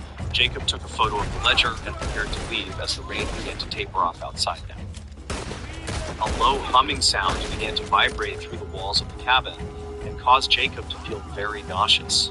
He recognized the sound as an acoustic anomaly often reported in deep valleys where the wind hits the rock faces. County records from 2016 include several testimonies from park rangers who experienced similar physical sensations in the area. Jacob walked back into the clearing and saw that his survey tripod had been knocked over on the wet ground. He was certain that he had been alone in the woods, but the damage to his equipment suggested otherwise today. He carefully inspected the area for tracks. The damp leaves made it impossible to see any clear footprints there. He heard a sharp whistle coming from the ridge above the cabin that sounded exactly like a human signal call. Jacob shouted a greeting into the forest, but the only response was the rhythmic tapping of wood against a tree. Some archived notes from the regional forestry department mentioned that timber poachers used these signals to communicate with each other. He decided to pack his gear and move toward the secondary survey site located on the eastern slope of the hill. The feeling of being watched intensified as he climbed the steep terrain and moved away from the cabin. He kept his head down. Take off your shoes, okay?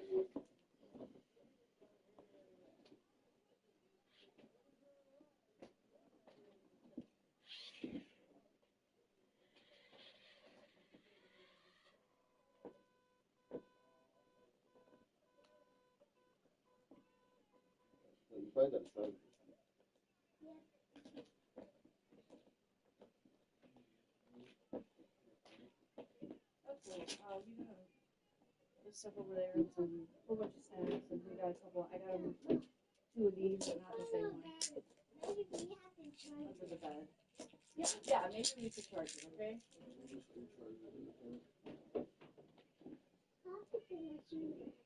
Yeah, I had a boy.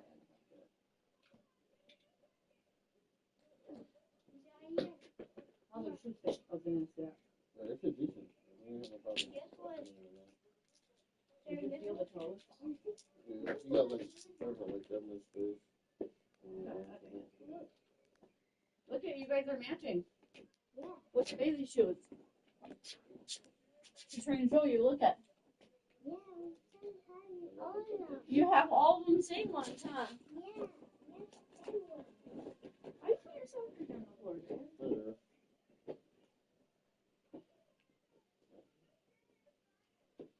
Hi, buddy. Good job, Brian. I know. Some Gatorade?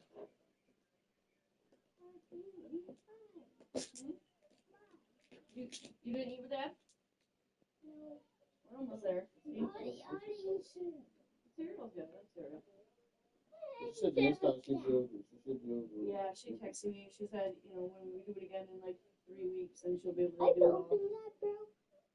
Yeah. It was either that or cut it again. It was getting too long and fucking not moisturized and smiling and catching on shit, buzzing in the hair. And if we just go back to cutting it or getting it done, you can't do that. And as you heard, you're like, where are you at? Jail. No, you asked for that. You said, remember when I was in there with you, you walked in, you said, where are you been at? So for me, and she was like, oh, jail. That's why we had to get his hair cut. I need you to fix it. Both gonna fix my booty. Nice. Yeah, she was in jail and. Yeah, she's posting shop because she's stealing soaps and shit. I should get that.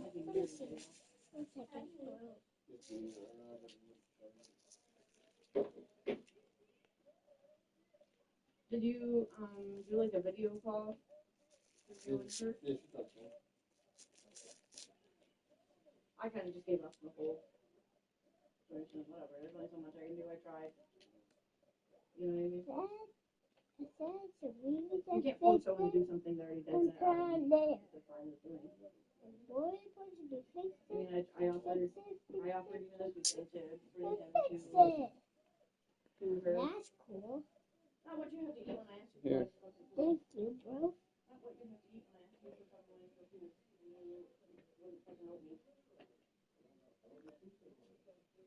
Okay, me either. You got regular money though. It buys the same. Oh, buddy. That is nice. Yeah, that's nice. Go bad.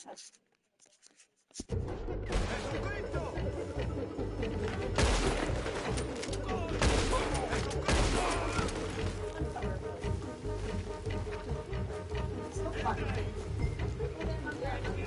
okay? He's passed out. Or dead. He'll be fine. I'll get him out of here. You stay here, take care of these fools a bit. No problem. Go, quick! This will give us a chance to get to Hercule's fort.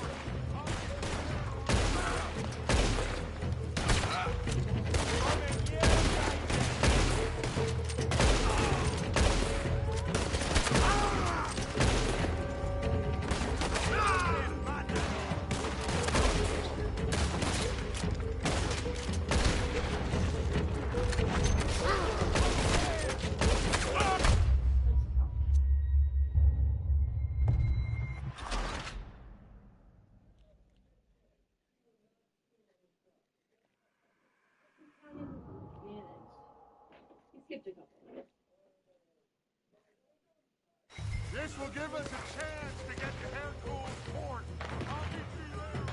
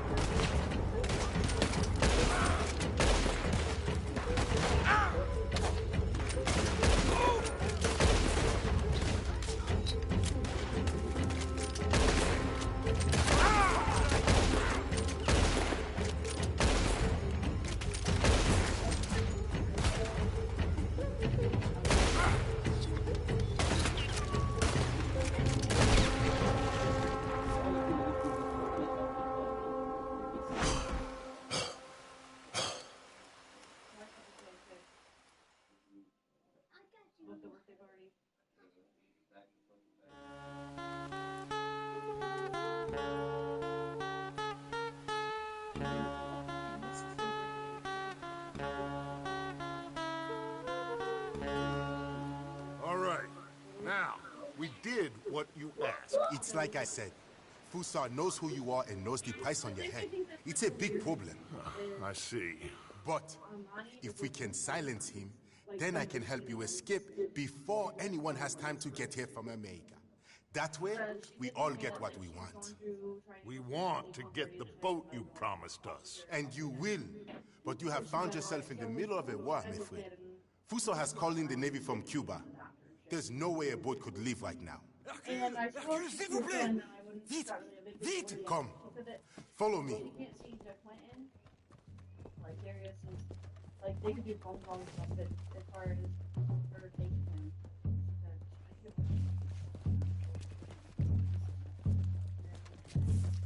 he hasn't seen Alexis. So now we have a real problem. This must be the boat he called in from Cuba. That's a goddamn warship. You kinda have to hand it to this feller.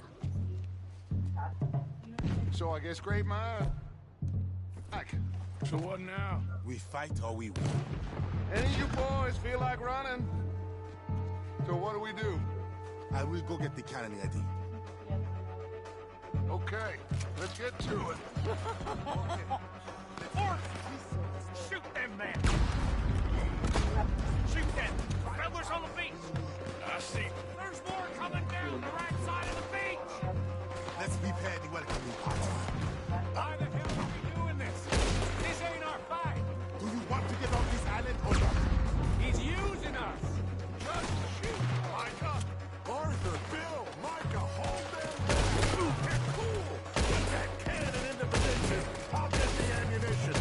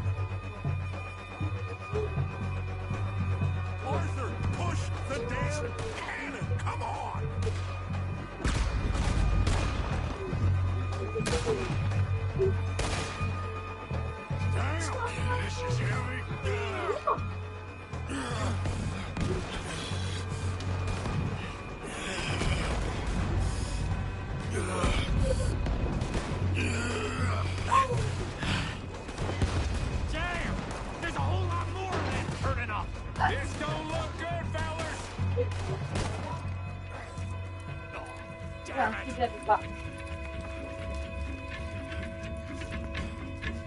Let's go down and clear them off the beach. Wait, I'll come too. And me. We'll guard this thing.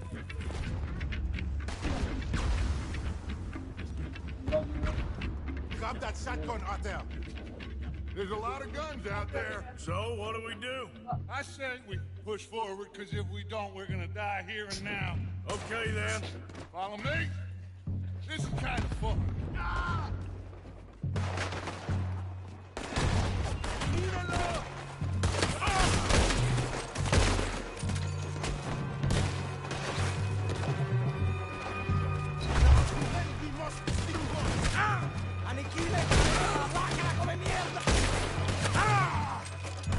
Hey, I think we can move. Let's go. Art, stay with us.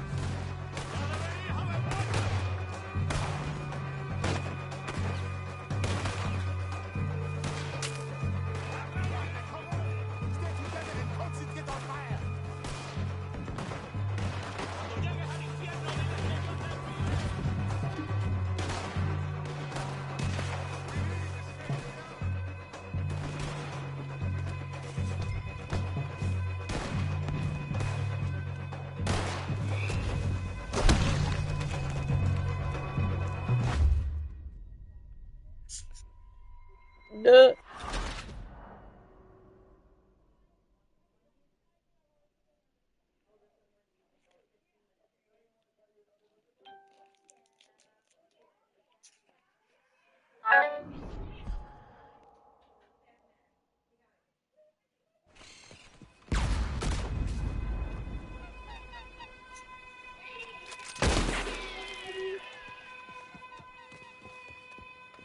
Grab that shotgun out there.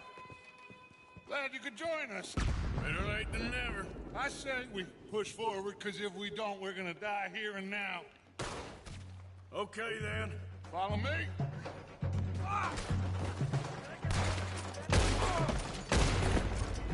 This is kind of fun.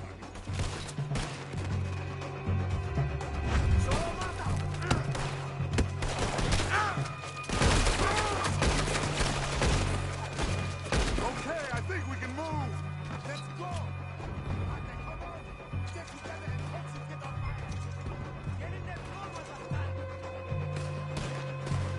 Can somebody send out a man? Get with us, Arthur.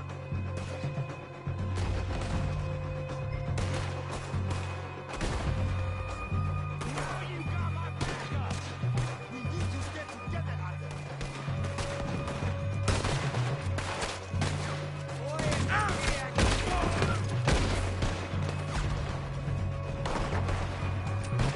Come on, let's move down.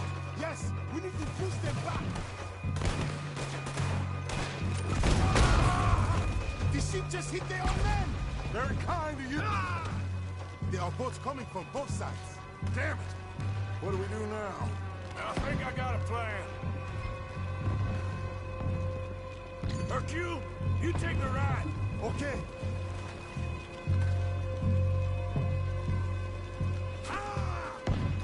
Guess I'll follow you then. Great plan, Arthur.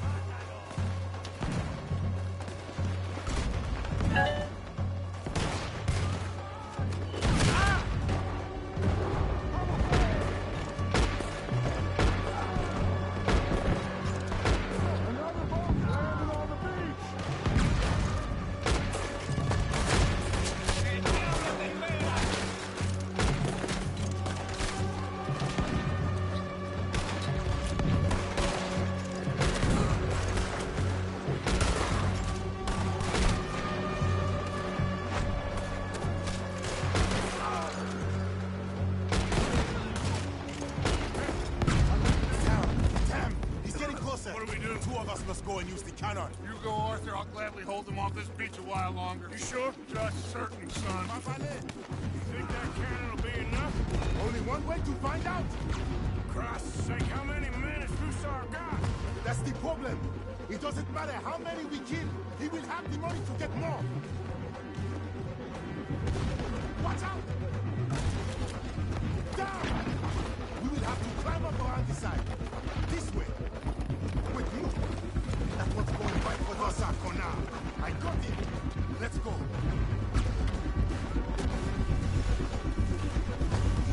Up here, Arthur.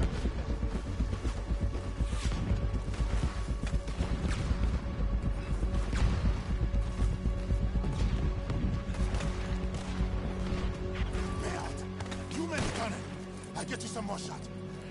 Aim at the water line. We need to put a serious hole in that boat.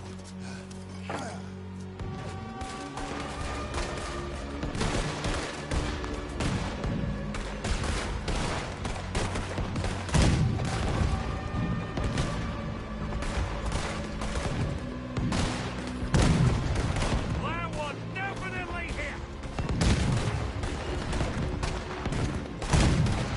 And again, Morgan.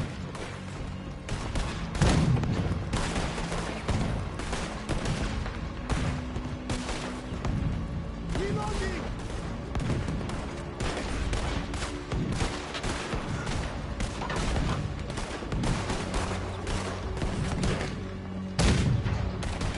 Okay. Try again. We have to land more shots. There we go. Yes! They're going down!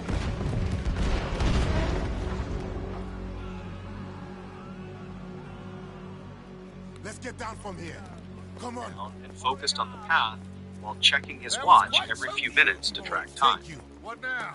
He found a series of deep trenches that were dug into the hillside and lined with heavy pieces of plastic.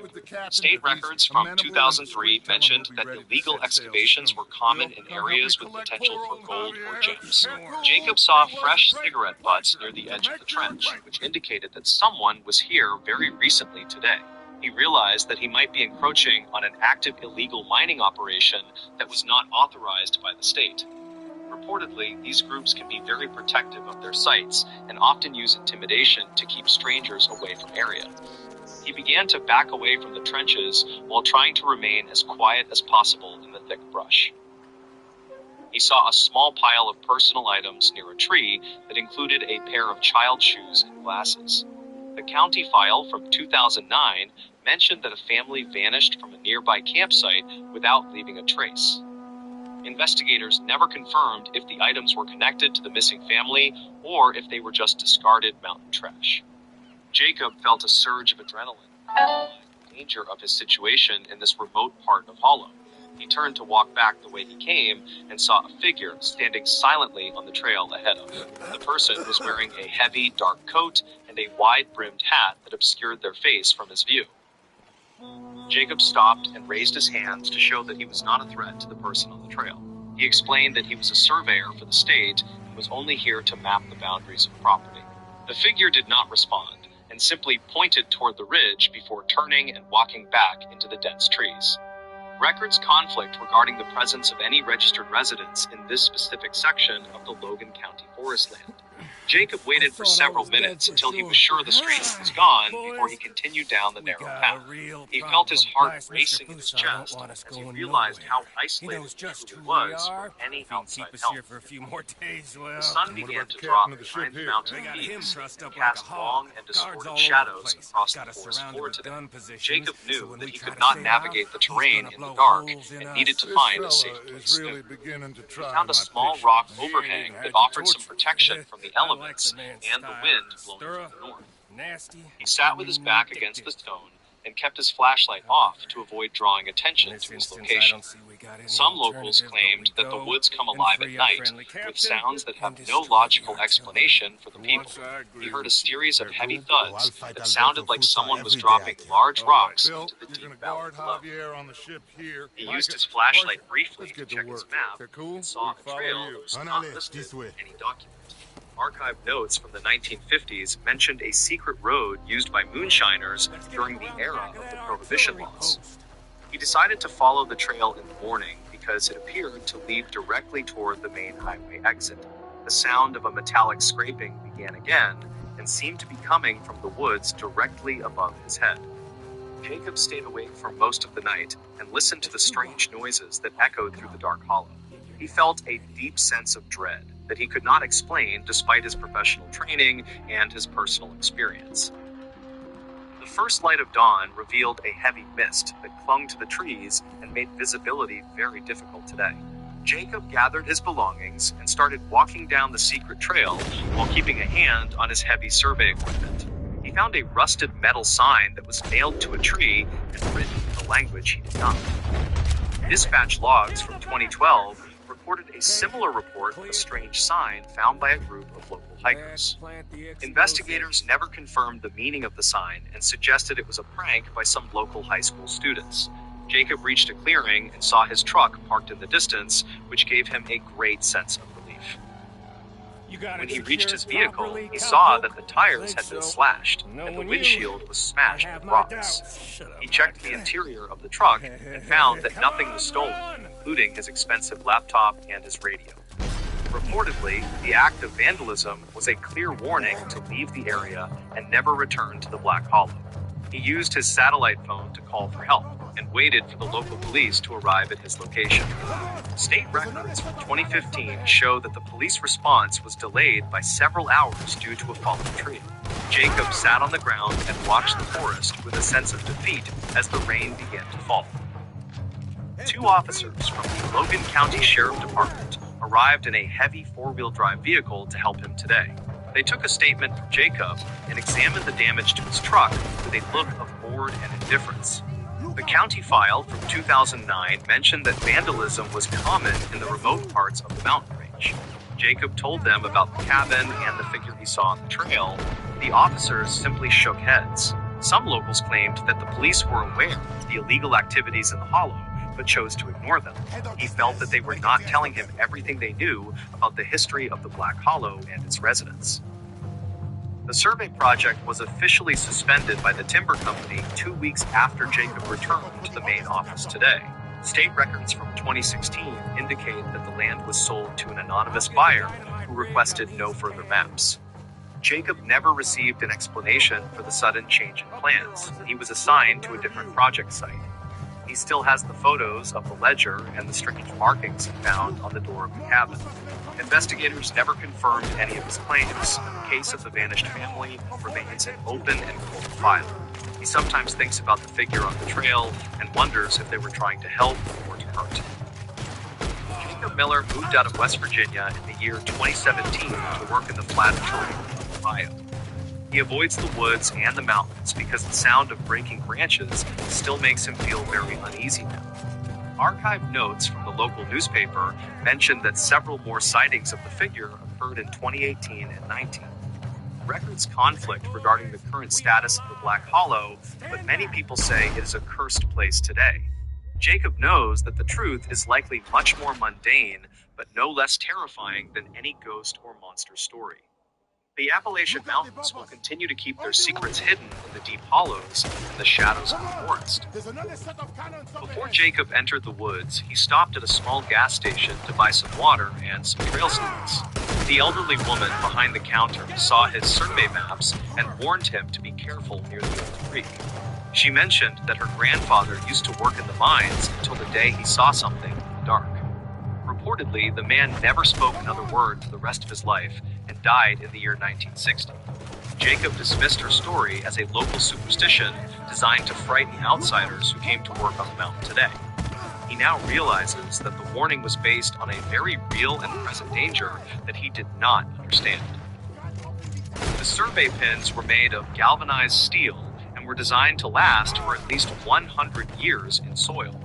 Jacob recorded the serial numbers of each pin in his logbook to ensure that the data was accurate and verifiable. County records from 2012 showed that many pins from the original 1924 survey were missing or moved.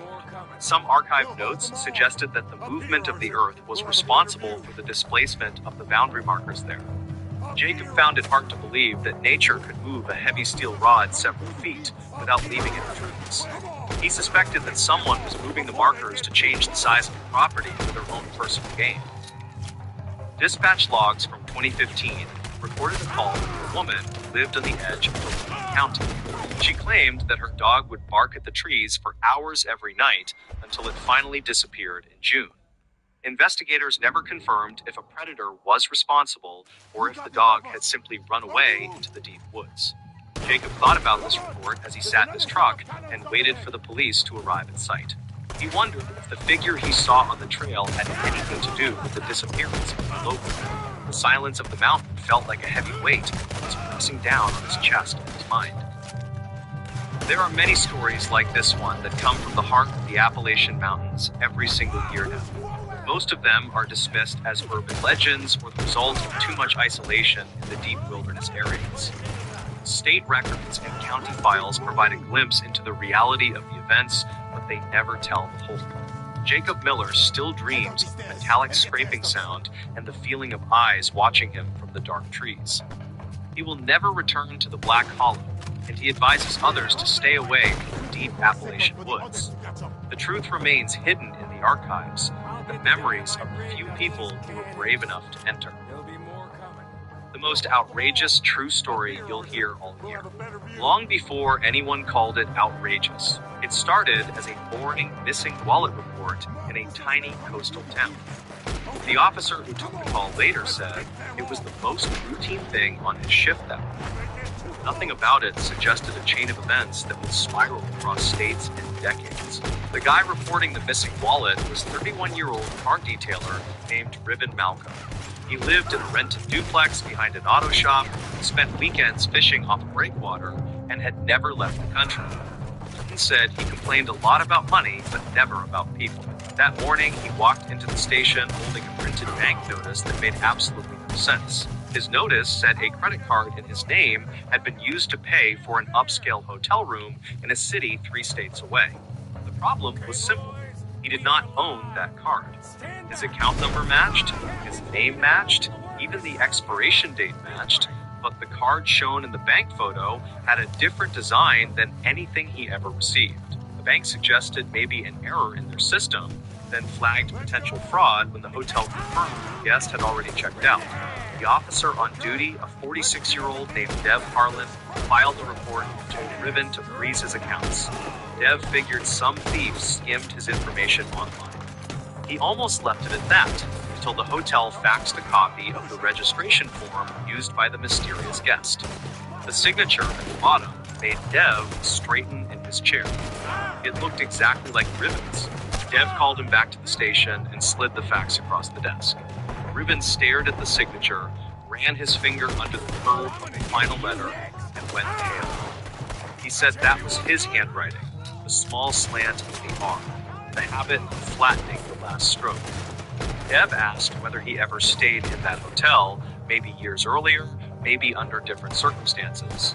Riven insisted he had never even visited that city. It would have stayed a weird identity theft case if not for the security photos attached to the file. The hotel lobby camera captured the guest at check-in. He wore a windbreaker and carried a hard plastic suitcase. When Dev printed the still, every person in the small station gathered around the desk. The man in the photo looked exactly like Riven. They checked hairline, jaw, and a faint scar near the left temple. The height estimation matched within an inch. The timestamp on the photo placed the check-in at the same hour Riven's phone showed him screaming a fishing tutorial at home, verified by his internet provider. Unless he teleported, he could not be in both places. Dev contacted the city police where the hotel stood and requested more footage. A week later, a flash drive arrived with lobby clips, elevator feeds, and hallway shots. In every frame, the man called Riven moved like him. The same slight inward turn of the foot, the same habit of moving We know who you are. In one sequence, he looked straight at the elevator camera and smiled briefly. Dev paused the frame and compared it to Riven sitting across the desk. They might as well have been twins. The guest stayed 2 nights, paid in full, then left alone in the morning. No one followed him. No one met him in the lobby. and no one saw him abandon any luggage. The suitcase never appeared again.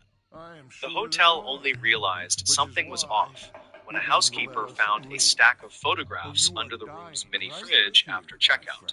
The photos showed a burned building surrounded by winter trees. Those photos turned out to be from a fire investigation nearly 20 years earlier in a completely different state. The building had been an old boarding house, damaged in a fast-moving blaze. The case file listed no injuries, yet the box holding the original evidence went missing from storage years later. Now, copies of those images sat abandoned under a hotel fridge rented by a man using Ribbon's identity. Dev dug into the old fire case through shared databases and found one detail that made his skin crawl. A surviving witness from that boarding house fire had given a statement at the time, describing a man seen walking away from the building moments before smoke appeared. The composite sketch attached to the witness report looked nothing like Ribbon back then. But when Dev scanned the sketch and overlaid it with a recent photo of him, the proportions lined up disturbingly well, like someone took an earlier face and pressed it into an older shape. Ribbon had never visited that state, not according to his work history, school records, or childhood address list. His family never left the coast. He was a teenager during the boarding house fire, but nowhere near the scene. Yet some stranger just checked into a hotel using his name, left stolen photos from that fire behind, and vanished without a trace. As they dug deeper, the story bent even further. The credit card used at the hotel connected to an account created 12 years earlier in a foreign state. That account had almost no activity. Once every couple of years, it bought a prepaid phone, a short bus ticket, or a single hotel night in random cities. Each time, surveillance video captured the same man who looked exactly like Ribbon at his current age. The weird part was timing. On the earliest footage, taken 12 years earlier, the man looked only a little younger than Kalen did now. The facial recognition system rated the matches as extremely high.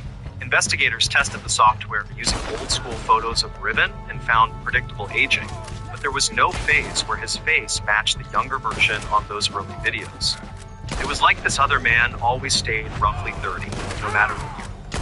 Federal investigators briefly stepped in, assuming sophisticated fraud. They pressed Ribbon about relatives he barely knew, long-lost cousins, secret half-brothers. His parents swore there were no hidden children. Old hospital records from his birth showed nothing strange except a brief note about a mix-up in the nursery. The nurse corrected the tag on his bassinet after realizing two babies shared the same first initial. There were no further details.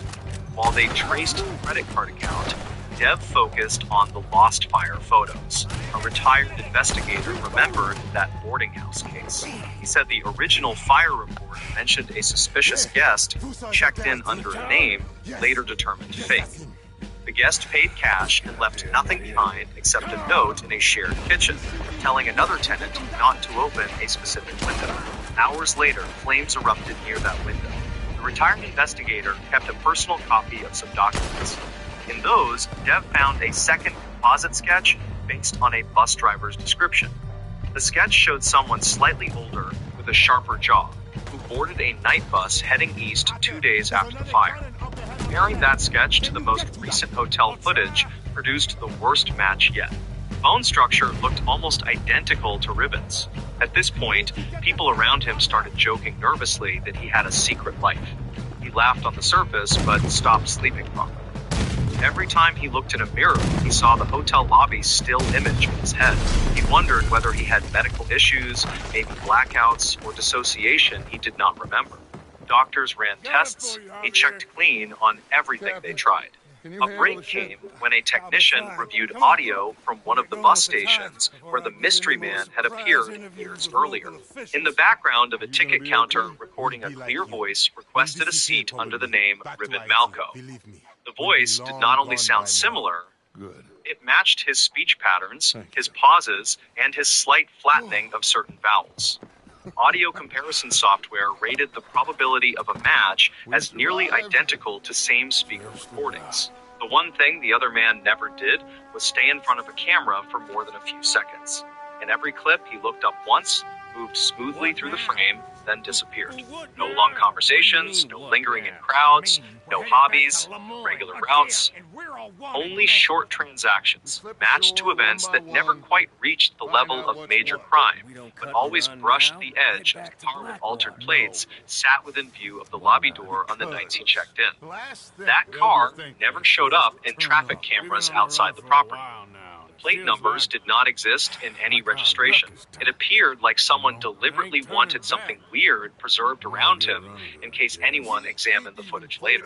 When reporters eventually learned pieces of the story through leaks, they called it a shadow identity case. They framed Riven as a man haunted by his own face. Some wanted to label the other figure a twin. Genetic swabs from his parents said otherwise. Specialists confirmed that if a genetically identical sibling existed somewhere, at least one marker in the tests should hint at shared origin. Nothing did. The investigation eventually lost official steam. Federal interest dried up when no major financial crime surfaced. The credit account closed after being tagged permanently as compromised. Yet Dev could not let it go.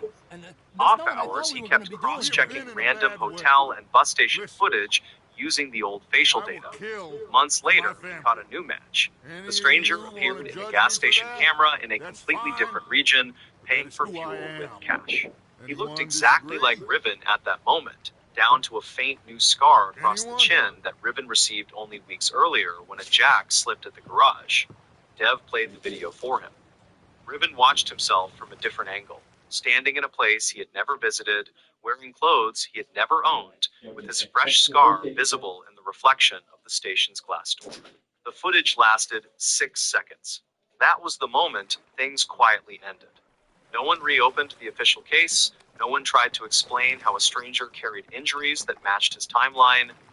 Dev realized they had stepped into territory beyond standard reports. Anything they wrote might damage Riven's life instead of helping him. Rumors already swirled in the town.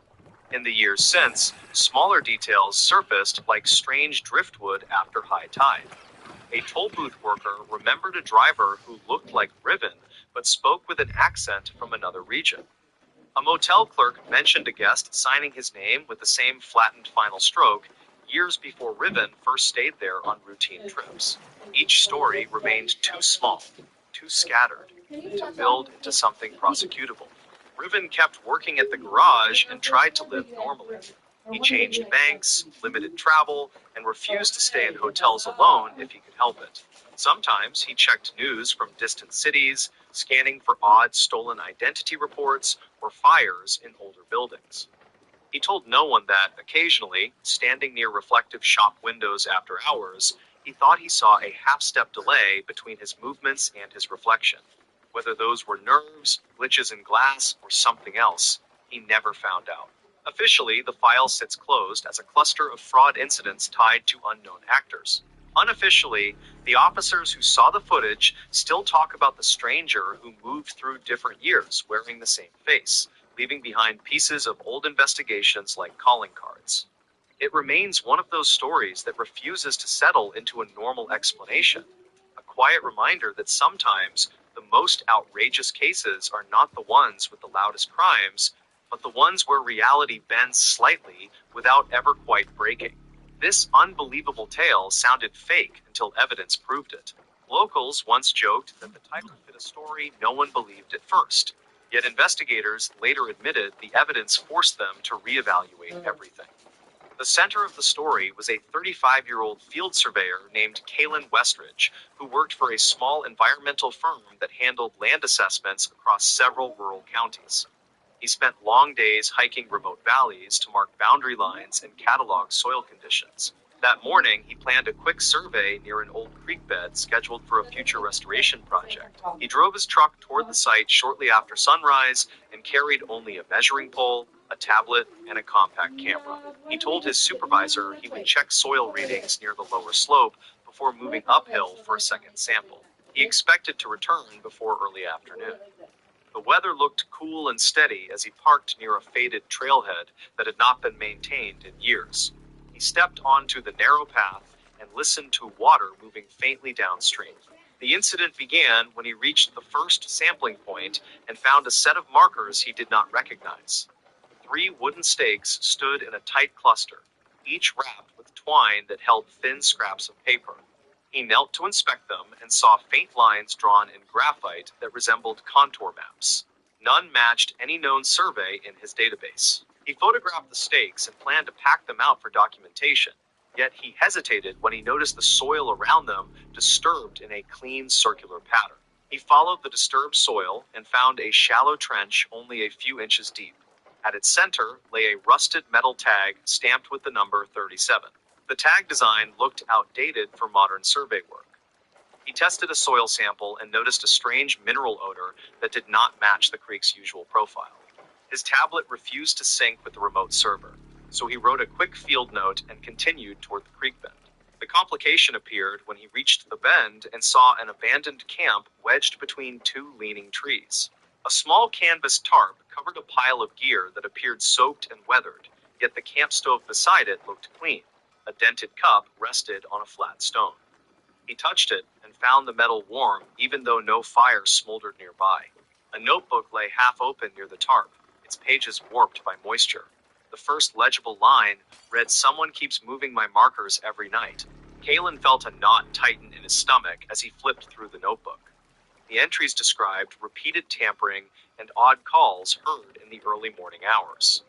One entry, dated 2006, read, "Saw a figure near the ridge, but tracks disappeared at the first curve." Another entry said, "Someone answered my call using my own voice." Kalen closed the notebook and listened to the quiet forest around him. A heavy stillness settled through the valley. He moved away from the camp and walked upstream to document additional points. Halfway along the creek, he noticed fresh impressions on a gravel bar. The impressions matched the tread from his own boots. He paused and checked his path. He had not walked that section yet. When he leaned closer, he saw the prints formed in a mirrored pattern, left and right reversed, as if someone deliberately copied his steps. He photographed them while his pulse climbed steadily. The investigation deepened when he checked a second gravel patch and found another pattern. These prints matched his boots exactly, yet pointed in the opposite direction from his current route. The spacing also matched his stride with uncanny precision. He scrolled through older messages, noticed an unsent draft that he did not write. The draft read, "I found the old markers at the trench, and someone followed me from the ridge." He stared at the screen with rising confusion. Kalen backtracked toward the abandoned camp to re-examine the notebook. When he arrived, he noticed something different. The tarp now lay folded beside the stone, and the cup sat upright near the edge of the creek. The shift felt too purposeful to be wind. He called out, "Is someone here?" But only the murmur of the creek answered.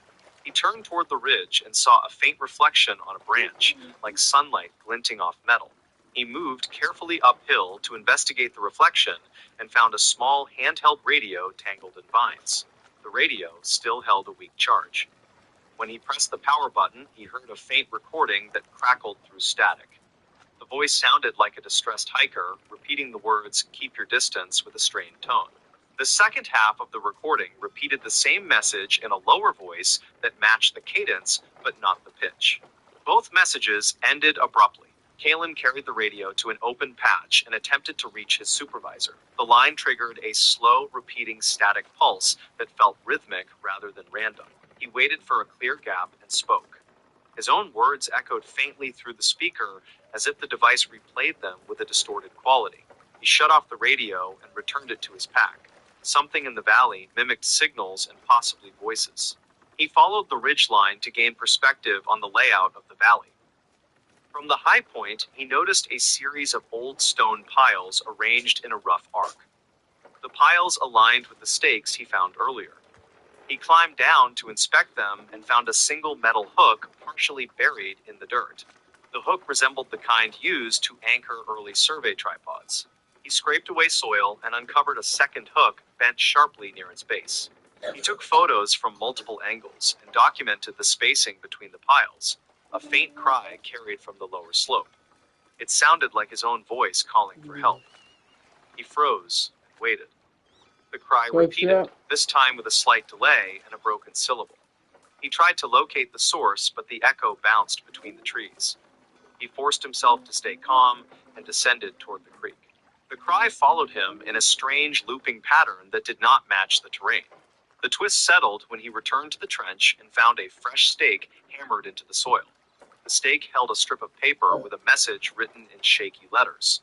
The message read, "You left your mark near the ridge." The handwriting looked similar to the notebook, but less controlled.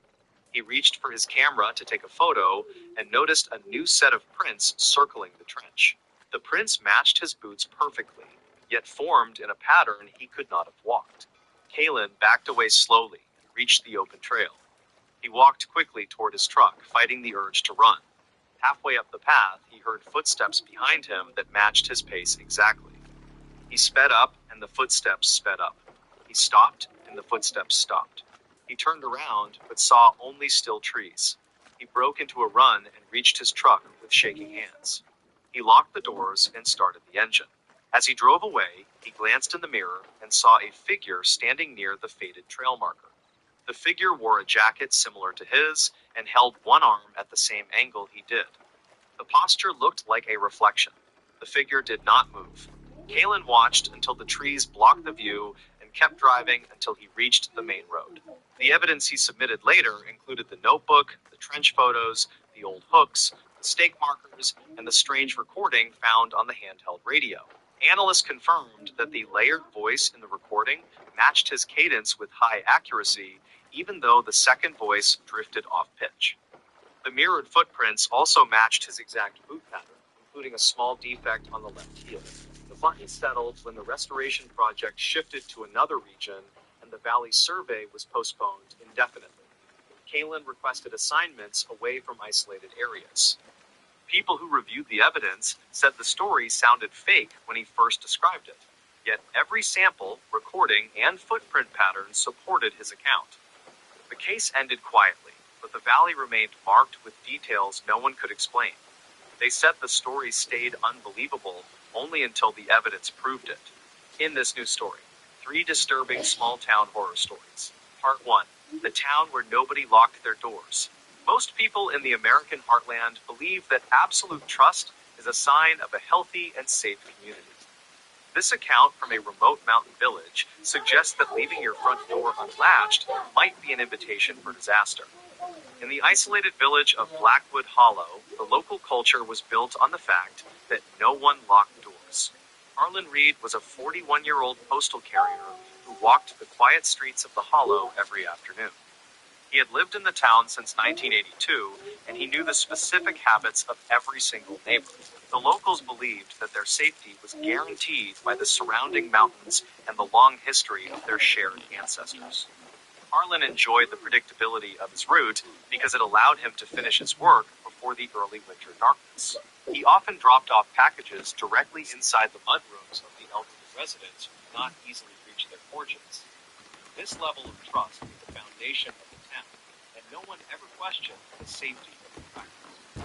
The atmosphere began to change during the first week of November of the year 2021 without any warning. Harlan was delivering a heavy box to a Victorian-style home owned by a woman named Mrs. Gable who lived.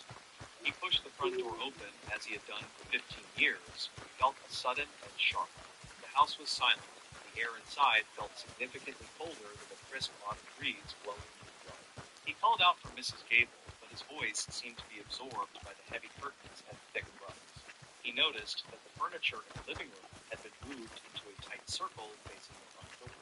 This was strange because the elderly woman was known for her obsession with keeping her home in a perfect state.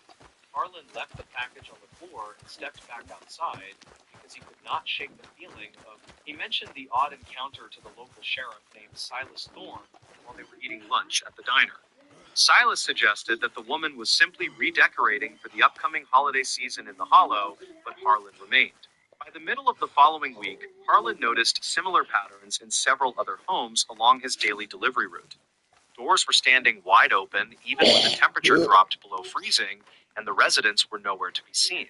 He stopped at the home of a young mechanic named Elias Vance, who was usually working in his garage. The garage was empty, and the tools were scattered across the concrete floor as if they had been dropped suddenly. Harlan walked to the back door and found it unlatched and swinging slowly in the damp and heavy wind. He entered the kitchen and saw 3 plates of steaming hot food sitting on the small wooden table in silence. The family was gone, but the television was still playing a local news broadcast from a city 50 miles away. He felt a sense of vertigo as he realized the residents had not simply walked away from their homes. Harlan decided to conduct his own investigation because the authorities seemed disinterested in the strange behavior of the quiet town.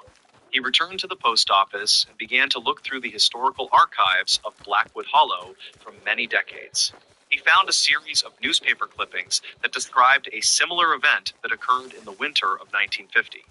Several families had disappeared from their homes overnight, leaving behind open doors and half-eaten meals on their dining tables. The reports mentioned that the only witness was a young boy who spoke about a tall figure wearing a hat. This figure reportedly walked through the streets and knocked on every door that was not properly secured with a bolt. Harlan realized that the current residents were following a tradition that they did not fully understand or even remember. They left their doors open because they believed it kept them safe from the thing that wanted to enter. He spent the next 3 nights watching the main street from the window of his small apartment above the pharmacy. The town was deathly quiet, and the only sound was the howling of the wind through the dark mountain passes. On the 3rd night, he saw a dark shape moving slowly between the houses on the far side of town. The figure was remarkably tall and wore a tattered coat that seemed to blend into the shadows of the trees. Harlan watched in horror as the figure approached the front door of the local grocery store and pushed it open. The figure emerged a few minutes later and moved toward the next house with a purposeful and steady gait. The next morning, he went to the grocery store to see if the owner, named Arthur, was still there. Arthur was sitting in the middle of the aisle, staring at the ceiling with a look of pure and absolute. He did not respond when Harlan called his name or when he shook him gently by the heavy coat. Harlan realized that the town was being harvested by something that used the open doors as an invitation to enter. The residents were not being taken by force, but were surrendering to a force they could not possibly hope. He returned to his apartment and finally did the one thing that no one in the town had ever. He closed his front door and turned the heavy brass deadbolt until he heard a loud and satisfying click. The scratching started at exactly midnight and continued for several hours as the entity circled the small and dark apartment. Harlan could hear the heavy breathing of the thing on the other side of the thin wooden door in silence. It whispered his name in a voice that sounded like the rustling of dry leaves in a very deep. The deadbolt held firm, and the scratching eventually stopped as the sun began to rise over the cold mountain. He finally gathered the courage to open the door and walk out into the streets of the hollow once more. The town was completely empty, and there was no sign of the residents or the tall figure in them. The open doors were still swinging in the wind, but the houses were now hollow shells of their former selves. The police files confirmed that 100 people disappeared without a single trace of a struggle or a crime. Harlan Reed still lives in a city where every door is locked, and he never forgets the open doors. The mystery remains as deep as the woods and as old as the fear of the dark and the... This story serves as a reminder that some traditions are actually chains that bind us to a very dark. The silence of Blackwood Hollow is the only legacy left behind for those who chose to leave doors open. Part 2. Everyone heard screams. Nobody called the police. Most violent crimes happen in the shadows of the night when no one is around to witness the actual struggle. This story is different because it happened in the middle of a crowded neighborhood where every single person was listening. The bystander effect is a documented phenomenon where people fail to help when others are present in a large group. In the autumn of 2021, a small community in Ohio learned how dangerous this silence can truly be. Vance Whitaker was a 45-year-old retired machinery operator who lived in a brick apartment complex in Ohio. He liked the quiet nature of the suburbs because it allowed him to focus on his gardening and local woodcraft. On the night of October 12, 2021, he was sitting in his living room watching a classic film. The complex was designed with a central courtyard where residents often gathered to talk during the warm summer months now. At approximately 10 o'clock that night, a piercing scream echoed through the courtyard and vibrated against the thin glass windows. Vance paused his movie and looked toward the window, but he did not see any movement in the dark shadows. He noticed that the moonlight was casting long and jagged shapes across the brick walls of the apartment buildings tonight. He assumed it was just a group of teenagers playing a prank or perhaps a loud television in another unit. He waited for several minutes for a second sound, but the courtyard remained deathly silent under the dim yellow lights. The air was thick, the scent of damp leaves and the lingering smell of charcoal from a nearby grill. He decided to go back to his movie and ignored the nagging feeling that something was wrong in the complex. Another scream rang out 10 minutes later, followed by the sound of heavy footsteps running across the wet pavement below. Vance stood up and walked to his balcony, but he could only see the silhouettes of his neighbors looking out. No one was shouting for help, and no one was running outside to investigate the source of the terrifying noise. He saw the lights in the apartment across the way flicker on and then off, as if someone was watching. Vance felt a sense of relief because he assumed his neighbors were already calling the police to report the disturbance. He sat back down on his worn leather sofa and tried to focus on the dialogue of the old film. The screaming stopped after 30 minutes and was replaced by the low hum of the wind through the courtyard trees. He went to bed shortly after midnight, convinced that the situation had been resolved by the local authorities already today. The next morning, he woke up to the sound of sirens and saw several police cruisers parked in the lot. Yellow crime scene tape was draped across the entrance to the courtyard where he had heard the screams last night. He walked outside and saw a group of his neighbors standing together with looks of deep confusion and mounting guilt. A detective named Silas Thorne began to knock on every door to ask if anyone had heard anything unusual recently. Vance told the detective about the screams and mentioned that he thought someone else had already called the emergency line. The detective looked at his notepad and informed Vance that not a single person in the complex had called them. There were 48 occupied units in the building, and every single resident admitted to hearing the screams that night. They all gave the same excuse, that they assumed someone else would take the responsibility for calling the police now. The victim was a 30-year-old woman named Elena Vance, who worked as a night shift nurse nearby today. She had been attacked while walking from her car to the front door of her building in the open air. The investigation revealed that the attacker had stayed in the courtyard for over an hour because he knew no one. He had moved with a calculated slowness because he realized the neighbors were watching but doing nothing to stop him. The forensic team found several discarded cigarette butts near the bushes where the attacker had waited for his next move. The most disturbing part of the case was the realization that the screams were not actually coming from Elena Vance. The detective found a small digital recorder hidden in the bushes that was programmed to play a loop of screams. The attacker had used the recording to desensitize the neighbors and see if anyone would actually step outside to help. Elena had been taken in total silence while the neighbors were distracted by the loud and artificial noise in the courtyard. The police found her car door wide open and her keys still hanging from the lock in the driver's side. The twist in the investigation came when they reviewed the security footage from a camera hidden in the lobby area. The man who planted the recorder was not a stranger, but a resident who lived on the third floor now. His name was Julian Reed, and he was a quiet 38-year-old accountant who never caused any trouble. He had spent weeks studying the habits of his neighbors to ensure that his psychological experiment would work perfectly today. Julian did not want to kill anyone, but he wanted to prove that the community was built on false trust. He had taken Elena to a nearby warehouse and left her there safely to show how easy it was. The police found Elena unharmed, but the psychological damage to the residents of the complex was permanent and very deep. Every person who lived in that building eventually moved away because they could no longer look at their neighbors' faces. Vance Whitaker left Ohio a month later and moved to a small cabin where he did not have any neighbors. He realized that the silence of the woods was much safer than the silence of a crowd of indifferent people. The case remains a chilling reminder that we cannot always rely on others to do the right thing in moments. If you hear a scream in the night, you should be the one who makes the call to the police. The ending of the story sounds fake, but the police records confirm the strange details of the social experiment today. Some people want to watch the world burn, and others just want to watch their neighbors do absolutely nothing now.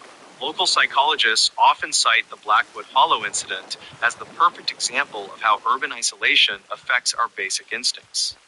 It remains a mandatory case study for university students who are learning about the complex nature of human social behavior. The recorded screams are still kept in a secure evidence locker at the police station as a grim historical artifact. People who move into the complex today are never told about the night that everyone listened to the darkness alone. Vance Whitaker sometimes looks at the old news clippings and wonders if he would do anything differently if it happened. The silence of the neighborhood was a choice that 48 people made together without ever saying a single word. The world is full of sounds, but the most important ones are often the ones that we choose to ignore. Part 3. The family everyone avoided. Most people who live in the rural corners of northern Maine understand that privacy is a very respected local tradition. There was one specific household on the edge of the woods that made even the most hardened loggers feel uneasy. Beckett Lowry was a 45-year-old carpenter who supposedly moved into the old Miller estate in the winter. He was joined by his wife, Alara, and their young daughter, Maisie, who was rarely seen playing in the yard. The neighbors noticed immediately that the family never traveled into town to buy groceries or supplies like a normal family. They would only see the three of them standing at the edge of the dark forest during the late evening. The Lowry family stood perfectly still for hours while staring into the dense trees as if they were waiting there. No one in the small community ever dared to knock on their door or offer a warm welcome to the quote. The local mail carrier, named Arthur, was the only person who had any regular contact with the strange Miller property. He noticed that the grass in the front yard never seemed to grow despite the heavy rain of the spring. The windows of the house were always covered with thick black fabric that prevented anyone from seeing the interior rooms. In the summer of 1997, Arthur noticed that the mailbox was overflowing with letters and local circular advertisements. He walked up the porch steps and felt a sudden drop in temperature that made his skin crawl with dread. He looked through a small gap in the window fabric and saw the three family members sitting at the table. They were not eating or talking, but were simply staring at the front door with wide and unblinking pale eyes. Arthur dropped the mail and ran back to his truck because the silence from the house felt like a... He reported the strange incident to the local sheriff named...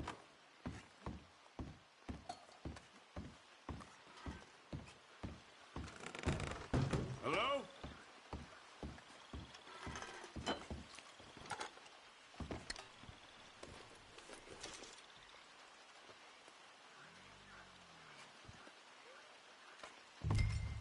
wide open and unlatched. He stepped inside the foyer and was immediately struck by the thick layer of dust covering every single piece of. It looked as if no one had lived in the house for at least 30 years despite the recent sightings. He walked into the kitchen and found the three family members sitting exactly where Arthur had described them the day. The sheriff approached Beckett Lowry and touched his shoulder, but the man did not move or respond to the contact. Silas realized with a shock that the bodies were not alive, but were perfectly preserved and very realistic wax figures. He searched the rest of the house and found a collection of old newspaper clippings hidden under the floorboards. The articles described a family named Lowry who had disappeared from a different state in the year 1967. The photographs in the newspapers matched the faces of the wax figures sitting in the kitchen with terrifying and exact. Silas found a journal in the basement that described a man who wanted to recreate his lost family forever today. The writer had spent decades building the figures and moving them around the yard to simulate a normal and living crumb. The neighbors had not seen a real family, but had been watching a grieving man move statues in the dark. The investigation revealed that the real Beckett Lowry had died of natural causes in the basement several months prior today. His body was found resting near a workbench filled with sculpting tools and various jars of heavy industrial grade. The mystery of why the neighbors saw the figures standing on their own remains a topic of local debate now. Some people believe the grief was so strong that it left a permanent stain on the old Miller estate grounds. The house was eventually torn down, but people still avoid the empty lot where the family used to stand. The forest is quiet now, and no one stands at the edge of the trees during the late evening hours. It is a reminder that the things we avoid are often much sadder than the monsters we usually imagine. The police files confirm that the Lowry family was never actually in the state of Maine during that time. In this new story, something followed them while camping. Looks like someone might be here. In the deep woods of the Sure, Cascade someone Mountains is here. during There's July always of someone everywhere. Let's look around. 2024, See if we can a find terrifying something for event Mr. reportedly Mr. changed I'd like to 2 find a poisonous lives. snake for him. That's enough, Mr. Mark was a Johnson. 28-year-old You take civil Mr. Bunch engineer and search who around often back. looked for peace within the remote regions of the Pacific Northwest. He had spent years exploring the various trails of Washington state, and he felt very comfortable in the dense evergreen forests. His partner, Sarah, was a 27-year-old pharmacy technician who wanted to escape the stress of her daily office work. They had planned this specific trip for several months, and they were both excited to spend some time under the stars. The couple arrived at the trailhead early on a Friday morning while the mist was still clinging to the tall pine trees. They checked their equipment one last time, and then they began the long journey toward a high ridge overlooking a lake. Dispatch logs from the Forest Service show that they had registered their itinerary with the local ranger station before they started. The path was steep and narrow, but they made good time as they climbed higher into the rugged and wild terrain. They reportedly found a suitable campsite near a small stream that provided them with a reliable source of fresh and cold water. Sarah began setting up their small tent, while Mark gathered enough firewood to last them through the duration of the chilly night. The sun began to dip below the horizon, and the shadows grew long across the forest floor as they finished their work. They didn't see anyone else on the trail that day, and they believed they were completely alone in the vast wilderness. While they were eating their dinner by the fire, Sarah mentioned that she felt a strange presence looming just beyond the light. Mark scanned the dark perimeter with his high-powered flashlight, but he didn't see anything unusual among the thick trunks of the trees. He told her that it was likely just a deer, or perhaps a small bear foraging for food in the nearby brush. They tried to relax, but the oppressive silence of the forest made them feel increasingly uneasy as the night grew much colder. State records later indicated that the couple went to sleep around 11 o'clock, but their rest was interrupted by a rhythmic tapping. Something was reportedly striking the side of their tent with a light and persistent force that sounded like a thin wooden stick. Mark sat up and listened intently to the sound, but it stopped as soon as he reached for his tactical camping knife. He didn't want to alarm Sarah, so he stayed quiet while he stared at the thin fabric of the tent wall. The next morning, they found several small stones placed in a perfect circle around the cold remains of their campfire from the night. Sarah was certain that those rocks were not there when they had gone to sleep, and she started to feel very afraid. Mark tried to find a logical explanation for the circle, but he couldn't think of any natural process that would do that. They decided to keep their original plan and hike further into the mountains, despite the growing sense of dread that they felt. County files from 2024 note that the couple felt a heavy presence following them as they moved up the trail. Every time they stopped to rest, they would hear the sound of branches breaking in the thick woods about 50 yards behind. Mark looked back several times, but the dense foliage made it impossible to see if a person or an animal was there. They couldn't explain why whatever was following them stayed just out of sight while maintaining such a consistent and frightening pace. As evening approached, they reached a high plateau that offered a wide view of the valley, but they didn't feel any safer. The wind began to pick up, and the temperature dropped rapidly as a thick layer of gray clouds moved over the peaks. They set up their camp in a small clearing, and they made sure to keep their gear very close to the tent. Sarah reportedly saw a tall and thin shadow move behind a large boulder, but it vanished before she could point it out. Investigators never confirmed the identity of the figure, but archived notes suggest that someone might have been living illegally in those woods. During the middle of the second night, the couple was woken up by the sound of heavy breathing just outside their tent. Mark didn't hesitate this time, and he shouted loudly to scare away whatever was standing right next to their sleeping heads. He heard something scramble away into the darkness, but the sounds were bipedal, and they definitely did not belong to a bear. The two hikers didn't wait for morning to arrive before they packed their essential items and started the long descent back down. They left their expensive tent and their heavy sleeping bags behind because they were terrified of staying in that location any longer. Every step they took felt like a race against an unseen predator that was watching them from the safety of the shadows. They reportedly reached their car as the first light of dawn began to touch the tops of the highest trees in Washington. A subsequent search by the local authorities found their abandoned gear, but there were no signs of a struggle at the camp. State records show that the case was eventually closed due to a lack of physical evidence or any identifiable suspects in the region. Records conflict regarding the number of similar reports, but some locals claimed that several other hikers had vanished in that specific area. Mark and Sarah never returned to the Gifford-Pinchot National Forest, and they don't plan on going camping ever again in life.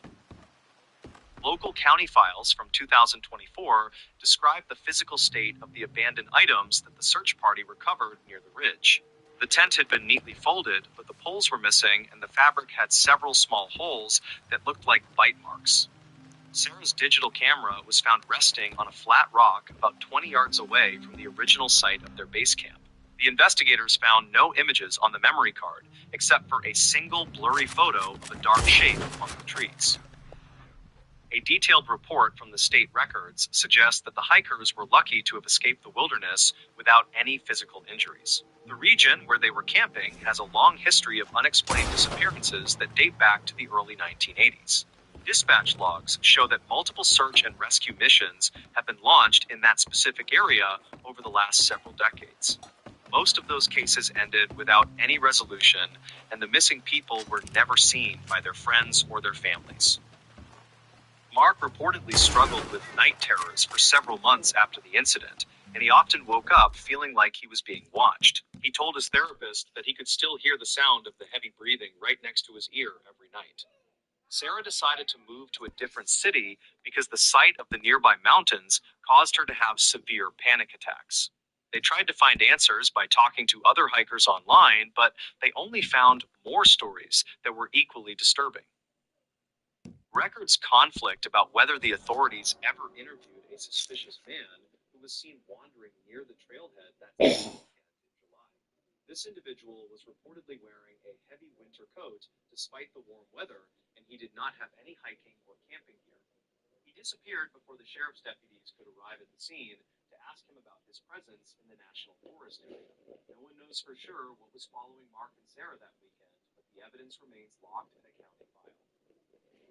The trail they followed was known as the High Ridge Loop, which covers over 20 miles of some of the most difficult terrain.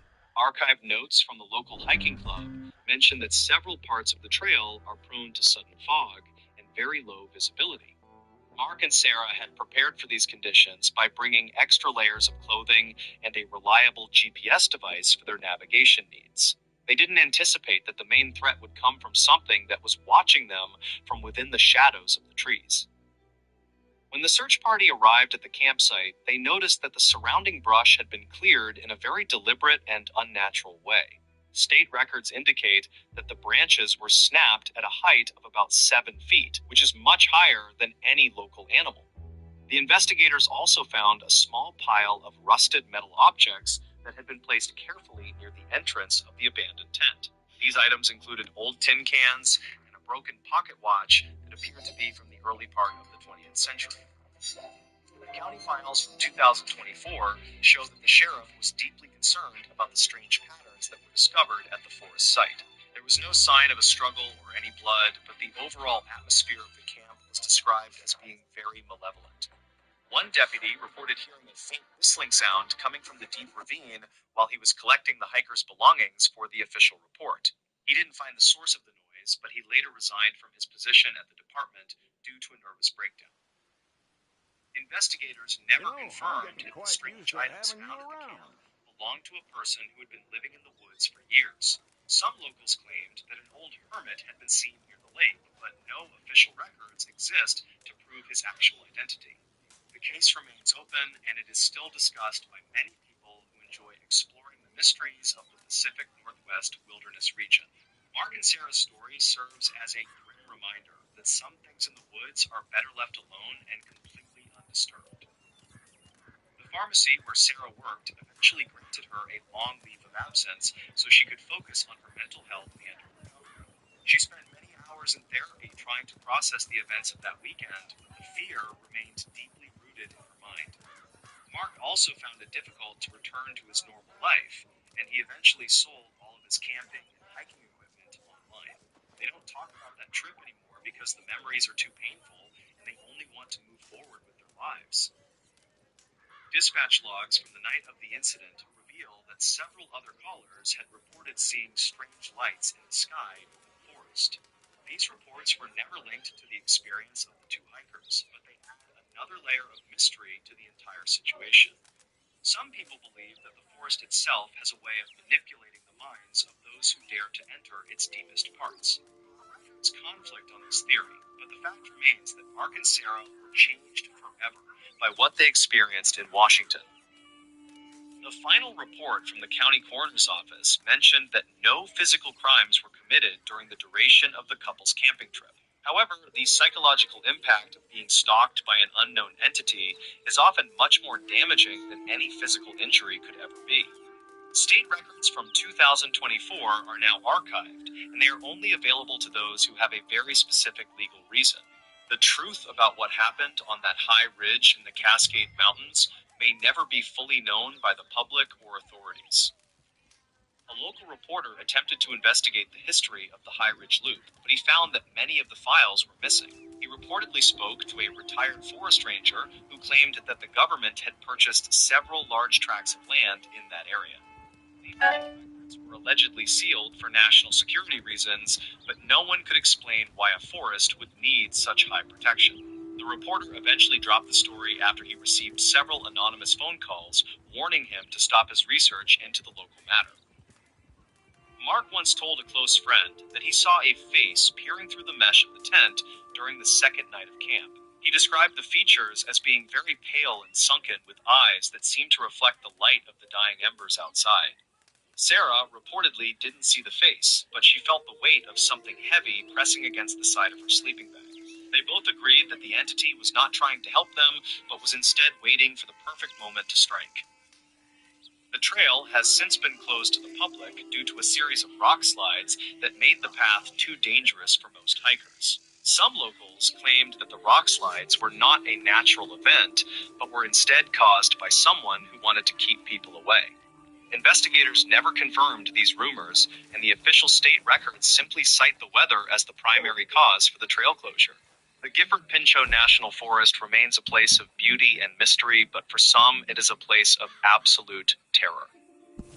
The county file from 2024 includes a series of photographs taken of the ground where the tent had been located. These images show a pattern of deep depressions that look like someone had been kneeling in the dirt for a long time. Investigators never confirmed what caused these marks, but they were certainly not made by any equipment that the hikers had brought along. Some locals claimed that this specific spot was known to be avoided by the native tribes who lived in the region. State records show that the case was officially moved to a cold status after 6 months of investigation yielded no new leads. The hikers tried to resume their lives, but the psychological scars were far more permanent than they could have ever possibly imagined. Sarah reportedly sold her house and moved to a city that was far away from any large forests or remote wilderness areas. Mark began to study the local history of the Cascades in an attempt to find some kind of peace or closure. He reportedly found several old newspaper articles that mentioned a similar incident occurring in the same general area back in 1982. Those records conflict with the official police reports of that time, which stated that the missing hikers had simply lost their way. However, the archived notes from the search team described finding the exact same circle of stones around the abandoned campfire. This detail was never released to the general public, and it remains a secret kept within the locked files of the county. The story of Mark and Sarah is a quiet but terrifying example of the unknown dangers that can lurk in our world. We like to think that we're safe when we enter the woods, but the truth is often much more complex and frightening. They don't have the answers they're looking for, and they likely never will find the truth about that cold July weekend. Sometimes the things that follow us out of the darkness are the things that we can never truly understand or explain away. In this news story, Washington's small-town horror stories that locals never talk about. Sultan, Washington remains a quiet region where the dense evergreens often hide the heavy morning mist in the early fall. Local residents usually avoid discussing these specific events that occurred near the edge of the Skycomish River during 2015. Records from the county sheriff indicate that several calls regarding unexplained activity originated from a single remote property that year. investigators reportedly found the circumstances surrounding the inhabitants to be highly irregular based on the available dispatch logs from then. The following account details the documented experiences of 3 individuals who encountered something they simply could not easily explain. 32-year-old Mark Miller worked as a local timber surveyor who spent most of his days deep within the woods. He lived in a modest cabin with his younger brother David, who was 24, and worked as a seasonal mechanic. Their friend Sarah joined them during the autumn months to help renovate the aging structure before the harsh winter arrived. The group intended to finish the exterior repairs quickly so they could enjoy the isolation. State records show that Mark had lived in the area for nearly a decade without reporting any significant safety issues. They did not realize that their presence on the property had been noted by someone or something in the brush. The dense forest surrounding the property was comprised of ancient cedar trees that effectively blocked out most of the natural sunlight. Archived notes from a previous land survey conducted in 2010 mentioned that the soil in this region was unusually soft. Mark discovered several sets of deep indentations in the earth that did not match any known wildlife species in the area. Some locals claimed that the property had a history of trespassing issues involving people who lived off the grid nearby. Investigators never confirmed the identity of these individuals because the dense terrain made tracking nearly impossible for the local authorities. The 3 friends began to feel a distinct sense of being watched from the dark shadows of the towering trees. Dispatch logs from late September 2015 indicate that Mark called the sheriff to report a series of loud metallic bangs. He stated that the noises seemed to originate from the corrugated metal roof of the tool shed behind the main cabin. David reportedly inspected the area with a high-powered spotlight, but he saw no one standing in the immediate vicinity. A county file from 2009 describes similar reports of vandalism that were never solved by the responding patrol officers. Sarah noted in her personal journal that the atmosphere on the property had changed from peaceful to something quite oppressive. They decided to install several motion-activated lights around the perimeter to ensure their safety during the long and dark nights. State records from October 2015 show that the local power grid experienced several unexplained surges, specifically in the Sultan area. Sarah reportedly found that all of the heavy kitchen appliances had been moved several inches away from the wooden walls. She told the investigators that she heard the sound of slow breathing coming from the other side of her door. Records conflict regarding whether there were any signs of forced entry found by the officers who arrived later that evening. Some locals claimed that the cabin was built on top of an old mining shaft that created strange acoustic effects. The group became increasingly paranoid as they realized that their physical environment was being subtly altered by an unknown force. Archived notes from the county coroner mention a discovery of several dead animals that were arranged in a perfect circle. Mark found these remains near the edge of the clearing where he usually parked his heavy-duty timber hauling truck. Investigators never confirmed if the animals had been killed by a predator or if they were placed there by someone. The county file from 2009 mentions that a previous resident had reported finding similar patterns in the high grass. David reportedly began to suffer from severe sleep deprivation because he heard the sound of footsteps on the porch every night. He described the noise as a heavy dragging sound that lasted for several minutes before fading away into the deep woods. Dispatch logs from November 2015 record a second call regarding a security breach in the lower level of the cabin. David reportedly found the heavy iron padlock on the cellar door had been snapped off with a pair of bolt cutters. He told the deputy that nothing appeared to be missing from the storage area, despite the door being left wide open. State records indicate that the officers found no fingerprints on the metal surface of the lock or the door handle itself. Some locals claimed that a group of transients was known to use the abandoned mining tunnels for shelter during the winter. Investigators never confirmed this theory because no one was ever located in the subterranean passages beneath the Sultan Forest area.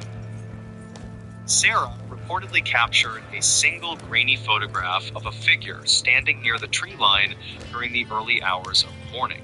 The image shows a tall and thin shape that appears to be wearing a dark hooded coat with no visible face. Archived notes from the sheriff department state that the photograph was too blurry to provide any useful evidence for a search. Records conflict on whether the figure was a physical person or simply a trick of the light among the tall trees. Mark decided to board up the lower windows of the cabin to prevent anyone from looking inside during the night. The three friends stopped leaving the house after the sun went down because the feeling of being hunted became too intense. The final entry in the county file from 2015 describes a massive disturbance that occurred on the 3rd of December. Dispatch logs indicate that a neighbor heard the sound of glass breaking, followed by several loud screams coming from the property. When the officers arrived, they found the front door standing open, and the interior of the cabin was in total disarray. State records show that a significant amount of blood was found on the kitchen floor, but no bodies were ever recovered. Investigators never confirmed the origin of the biological samples because the DNA profiles did not match any of the residents. Some locals claimed that they saw 3 people walking into the river, but these reports were never verified by the police. A massive search party was organized by the local community members who spent 3 weeks combing through the dense evergreen forest. Volunteers reportedly found a single piece of torn clothing that belonged to Sarah snagged on a thick branch near the river. State records indicate that the search was eventually called off due to the arrival of a severe winter storm that year. The investigators found several items of personal value scattered along a trail that led toward the highest peak in the region. Records conflict regarding whether the items were dropped in a hurry or if they were placed as markers for the police. No trace of Mark or David or Sarah was ever found despite the extensive efforts of the local search and rescue teams. The case remains unsolved in the archived notes of the Washington State Police as a mysterious disappearance with no clear motive. The property in Sultan was eventually sold to a private developer who demolished the cabin and cleared the surrounding forest area. County records from 2021 show that no further incidents have been reported on that specific piece of land since. People who live in the region still avoid the area near the Skycomish River when the heavy morning mist rolls in. They reportedly believe that some secrets are better left buried in the soft soil of the deep and dark Washington woods. The true fate of the 3 residents remains one of the greatest mysteries in the history of the small town. This no way that's true story turned out to be real. Most people in that small township thought the claim was a joke at first. A guy said his house kept calling itself from the future. Neighbors laughed, co-workers teased him, and even the deputy who filed the first report admitted he barely kept a straight face. Yet the evidence that followed forced everyone to rethink what they believed about ordinary nights in an ordinary place. The man who made the claim was 34-year-old line cook named Tarvin Pike. He lived alone in a narrow rental near a patch of quiet farmland. He worked mostly dinner shifts at a family restaurant and spent his late nights repairing old radios that he bought from yard sales. Friends described him as patient and self-critical, the type who checked door locks twice and kept spare batteries in every drawer. The call that started everything came on a bland Monday evening in early spring. Tarvin said he stood in his kitchen eating leftover stew when his cell phone buzzed with an unknown number. He let it ring once before answering with a cautious hello. A short burst of static followed. Then a thin, distant voice asked whether anyone survived the blast. The voice matched his own. He froze and listened while the caller repeated the question. The words sounded strained and shaky. Something clattered near the microphone. Then the voice whispered that the hallway collapsed and smoke covered the ceiling. The line cut out abruptly with a sharp crack. Tarvin stared at the screen and noticed the number belonged to a landline. The area code matched his own township. He owned no landline. After several minutes of pacing, he called the number back. A recorded message told him the number was unassigned. He told himself that the voice only sounded similar because people often mishear phone audio. He convinced himself enough to sleep, though he checked every outlet before turning off the lights. The next day, he mentioned the call to a coworker who laughed and suggested a prank recording. That night, the same number called again. This time, the voice said the roof had shifted and something heavy blocked the back door. Tarvin recognized how frightened the voice sounded. He also recognized the slight tremor in certain phrases, the same tremor he developed under stress. The call ended with a gasp and a muffled thud. He saved the call log and contacted the sheriff office. A deputy named Lyra Mavon took the report and admitted it sounded unusual but harmless. She suggested number spoofing or recycled lines from a decommissioned system. She told him to ignore further calls unless someone threatened him directly. He agreed, even though his hands shook when he left the office. 2 nights later, the pattern escalated. The same number rang at nearly the same time. The voice whispered with raw dread, saying the air smelled like burning plastic and the floor cracked near the living room. Tarvin begged the caller to identify a location. The voice said the house address clearly, the same one he currently lived in. The line filled with static, then went silent. He dropped his phone and ran outside, expecting flames or smoke. The night air stayed calm and cool. His windows glowed faintly from the kitchen light. The roof looked intact. The siding remained unmarked. He walked around the property twice. Nothing appeared damaged. Yet the call kept echoing in his mind. The next day, Tarvin convinced a friend with basic tech skills to examine the call data. The records looked clean, with timestamps that matched his phone log exactly. The tracing app they tried showed the origin within a few dozen yards of his house. His friend shrugged and said glitches happen, but admitted he had never seen one this precise. On the following night, the call came earlier. The voice spoke with uneven breathing and said the power failed inside the house. Tarvin checked his lights. Everything worked normally. The voice continued, saying the ceiling snapped and dust poured down. Then it begged for help and said the fire moved too fast. The call ended with a drawn-out hiss. He contacted Deputy Lyra again and asked her to listen to the recordings. She visited his house after her shift and stood in his kitchen while he played the audio. She listened quietly with a deep crease forming between her eyebrows. She asked whether he used audio editing tools or downloaded anything unusual. He shook his head. She replayed one section where the voice shouted his own name. It sounded undeniably like him. She recommended placing a small audio recorder near the landline port, though the house had no active line. She reasoned that stray signals sometimes traveled along old copper wires even after disconnection. Tarvin agreed and positioned a recorder near the baseboard outlet that once held a phone jack. He also moved one near the breaker panel in case interference came through wiring. Nothing happened for 2 nights. Then, at 2:17 on a Thursday morning, the recorder near the old phone jack captured a soft, repeated tone. It sounded like a failing alarm, one rising pulse followed by a short pause. The tone played 5 times, then fell silent. If you have impassivates, Tarvin heard none of it in real time, but discovered it the next morning while checking the device. He showed the audio to Deputy Lyra, who admitted she heard something similar in old fire investigation files. She recalled a case where a faulty smoke detector emitted an identical pattern shortly before a kitchen blaze consumed the rental. Oh, give me some money for gas. And noted the incident occurred 10 years earlier on the other side of the mapping system displayed the property. Matched Tarvin's threats. The township rebuilt the rental after the fire, installing new drywall, wire, and office. The previous owner sold the renovated place to the developer, and later sold it. Somewhere between those transactions, the buyer history vanished from online records, though handwritten notes still existed in the archived box. According to those notes, one witness claimed to hear someone shouting inside moments after the alarm. Fire crews arrived within 7 minutes. They found no bodies, no sign that anyone lived there at the time. The following night, the call returned with more urgency. The voice shouted that heat warped the hallway and the roof sagged.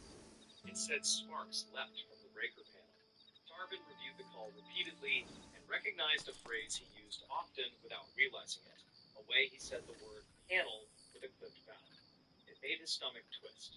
Late that night, he unplugged every appliance and cut the breaker intentionally. The house fell completely silent. He waited in the darkness with a lantern beside him. After 20 minutes, the air felt oddly heavy, like the temperature dropped slightly. Dust drifted from